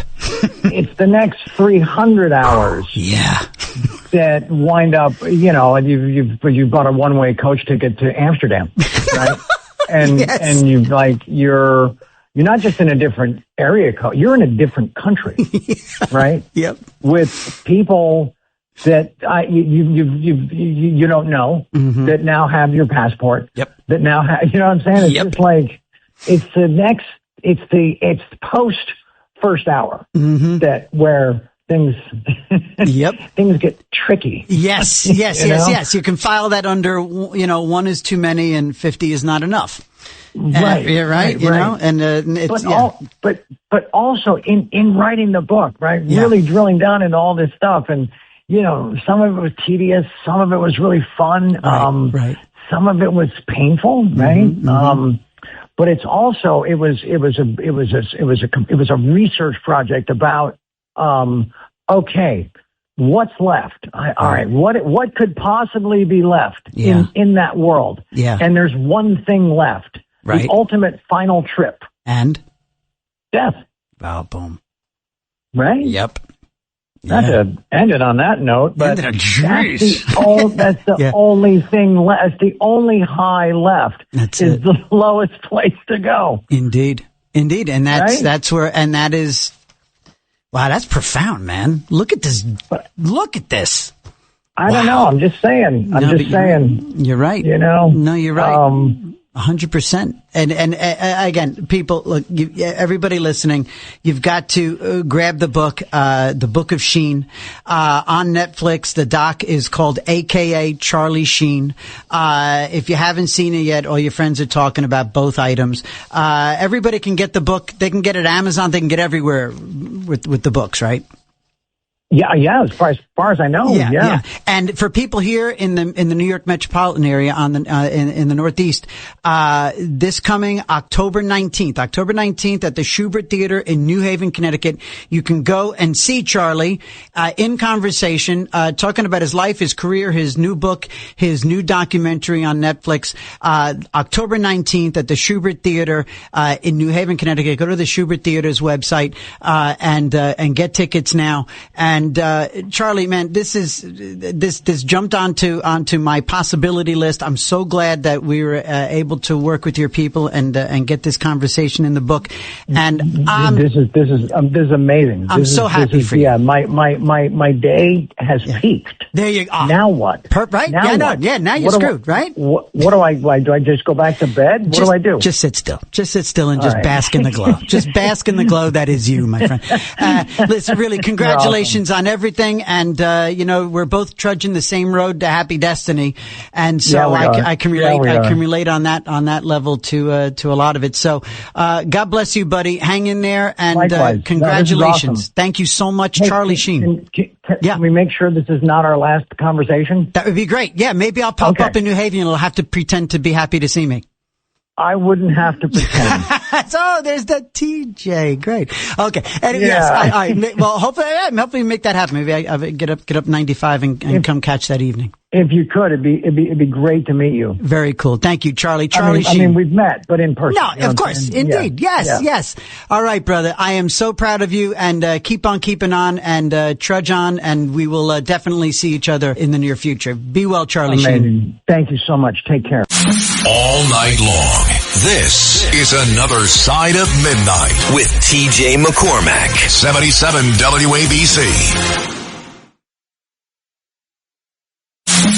It's Another Side of Midnight. Political humorist TJ McCormack. Now, to the Bernard McGurk studios of 77 WABC. Here's TJ McCormack.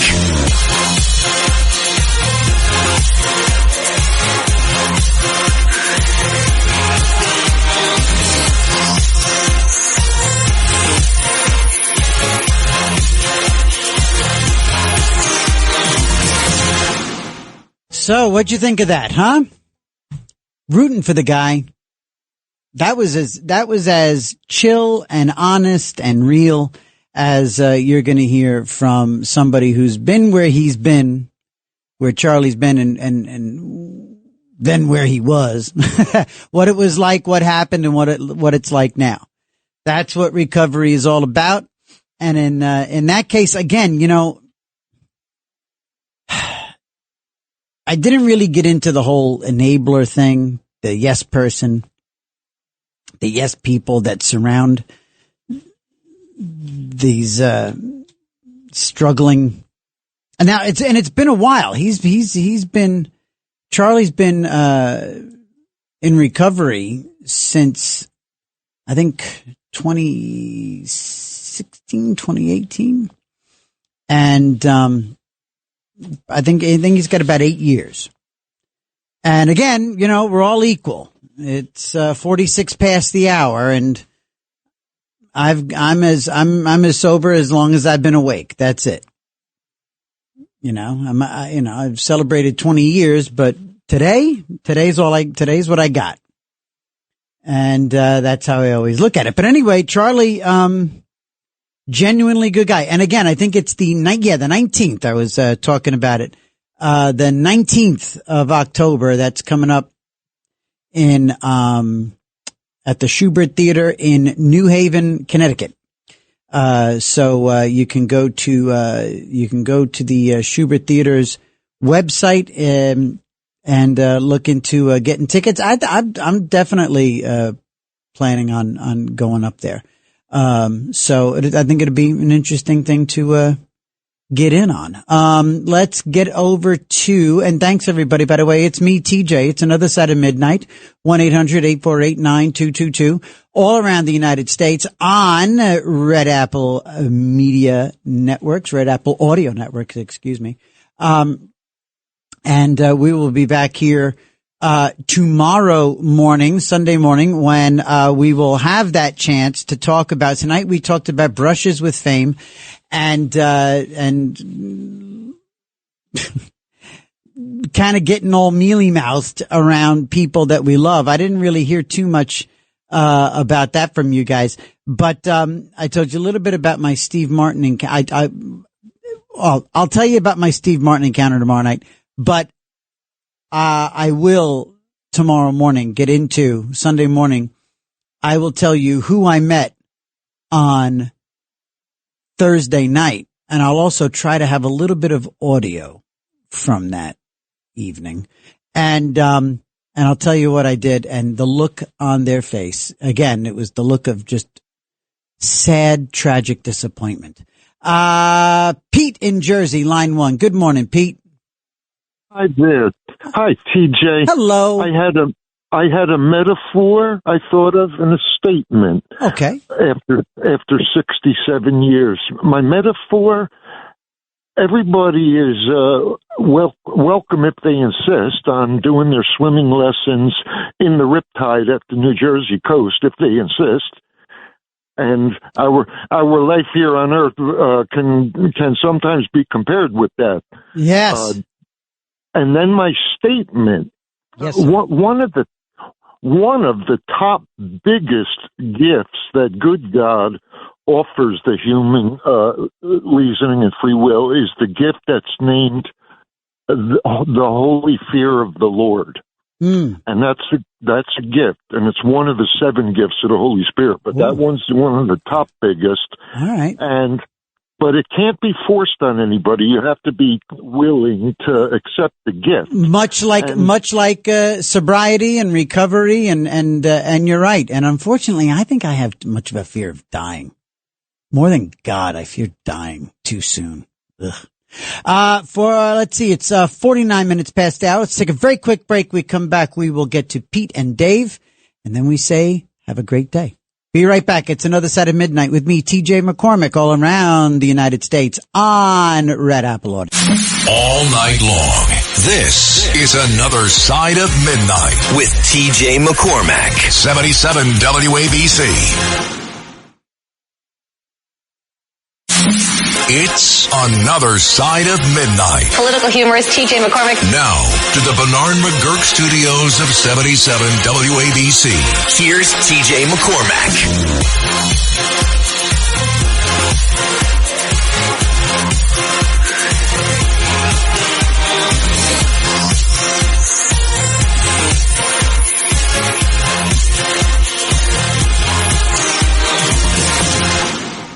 In Tel Aviv, that means it's 11:52 a.m. They are about 8 minutes from what is supposed to be the beginning of the transfer of all of the living hostages, as well as the remains of those who were murdered in captivity, and also the handover of all the prisoners who were probably really well looked after under the Israeli government.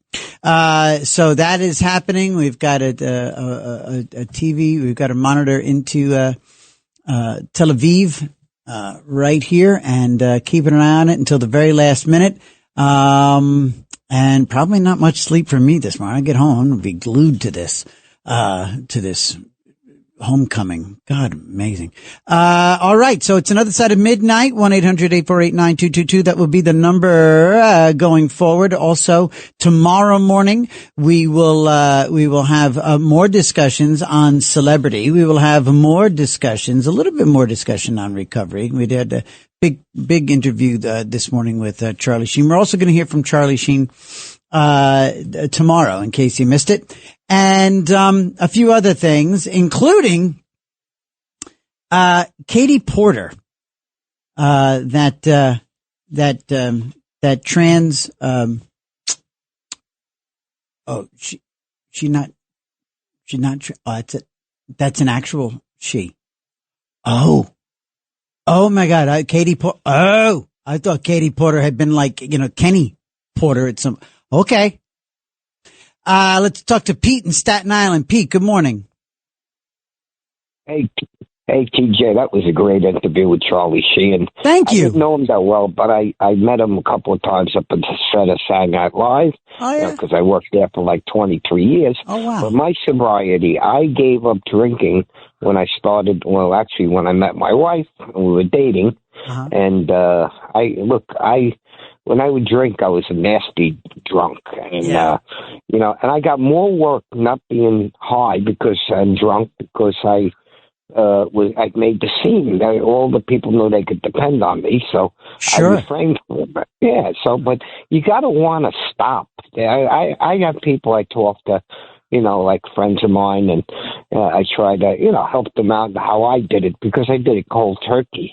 And I have liquor in my house. When people come over, they could be my guest. If I go out, I like to pick up the tab, but I don't like the liquor bill. So I tell my friends, separate bill. I don't want to see I'm with you, Pete. You know what? And what's nice is my friends, look, my wife drinks. I buy my wife her wine. I make her mixed drinks. By the grace of God, I don't have an issue with that. Everybody's different. But I also, I have good friends who, when the bill comes and we're ready to throw down our cards, they say, hey, wait. They go, you're not paying the full third of this because you didn't have any booze and we're all drinking. And so, it's good when people are supportive like that. It means a lot, it's nice. And, yes, one of the benefits of not drinking is a lighter bill at the end of the night, for sure. It's the circle of friends you're with. It's a circle of respect and everything. Yep. And like myself, when we have like a whiteout, like snow, I have a tough time. So what I try to do is I listen to the weather forecast, and I like to get away. Like I'll jump on a plane or something, go to an area where it's nice for a couple of days. Oh, that's nice. Back. I wish I could. I wish I had that kind of latitude in my life. Go ahead. Well, now I have it. I worked 5 jobs. I was all over the place. I was never afraid of work. Now good for you. I'm retired at 70, and I'm enjoying my life. That's what it's all about. Pete, I got to jump because I want to make sure I get to Dave. But definitely call back tomorrow night if you wish, tomorrow morning. And again, tomorrow morning will be Sunday morning. We are here another side of midnight every Saturday and Sunday morning from 2 to 5 Eastern. That is 11 to 2 on the West Coast and everywhere in between on Red Apple Audio Networks. Let's talk to Dave in Staten Island. Dave, good morning, sir. Mr. McCormick, I would like to have 2 questions. One is the trial with Trump of the jury that had 2 lawyers in the jury, and a judge that goes into the jury room walks out, and Trump is automatically guilty. Right. The second one I have is Mar-a-Lago. Yeah. Did they turn off all the security while the FBI went through everything so they couldn't see and plant anything possible? That's interesting. You're asking me, or are you asking hypothetically? I am asking hypothetical. Yeah, I right. listened to the whole damn thing too well. Yeah. I'm half deaf, but I got the message. Yeah. Yeah. Hey, look, buddy, it's a big, crazy world, and they tried their best to get him. When they couldn't get him in the court, they tried to put a bullet in his head, and God came down and turned that noggin and saved his life. I mean, there's no other way to look at it. That's exactly what happened. And, thank God. And yet, sadly, they came back and finished that job with Charlie Kirk. They chose Charlie Kirk, of all people, to be the example, to be the one to supposedly try to scare the daylights out of us. But it didn't work. I think we all have an extra bit of resolve now in Charlie's memory. Oy vey. All right, friends, this was a fun one this morning. Thank you for making it as fun as it was. Tomorrow morning, we will be back here again from 2 to 5. That's 11 p.m. to 2 a.m. on the West Coast. TJ McCormick, it's another side of midnight. We'll see you tomorrow morning. Until then, all the luck in the world. It's another side of midnight. 77 WABC. The following is a paid political announcement. Lifelong Democrat Diana Florence served for 25 years as a Manhattan prosecutor under DA Robert Morgenthau. She put criminals away, stood up for victims, and protected our streets. Now, Diana is challenging failed Manhattan DA Alvin Bragg as an independent because it's time for a DA who fights for our families, not criminals. That's why Diana has won the support of organized labor like the steamfitters, plumbers, and ironworkers, everyday New Yorkers who want a DA they can trust. Manhattan needs a DA who will do the job, prosecute crime. That's Diana Florence. Under Alvin Bragg, crime is up and prosecutions are down. Bragg doesn't prosecute crime. He plays partisan politics. Bragg failed to protect women and failed to protect workers. As a prosecutor, Diana Florence won groundbreaking convictions, fighting against corruption, domestic violence, wage theft, and daily working conditions. She's always been a partner of unions, community groups, and to cops like us. For Manhattan District Attorney, vote for Diana Florence. Diana4DA.com. Paid for by Diana for Manhattan DA.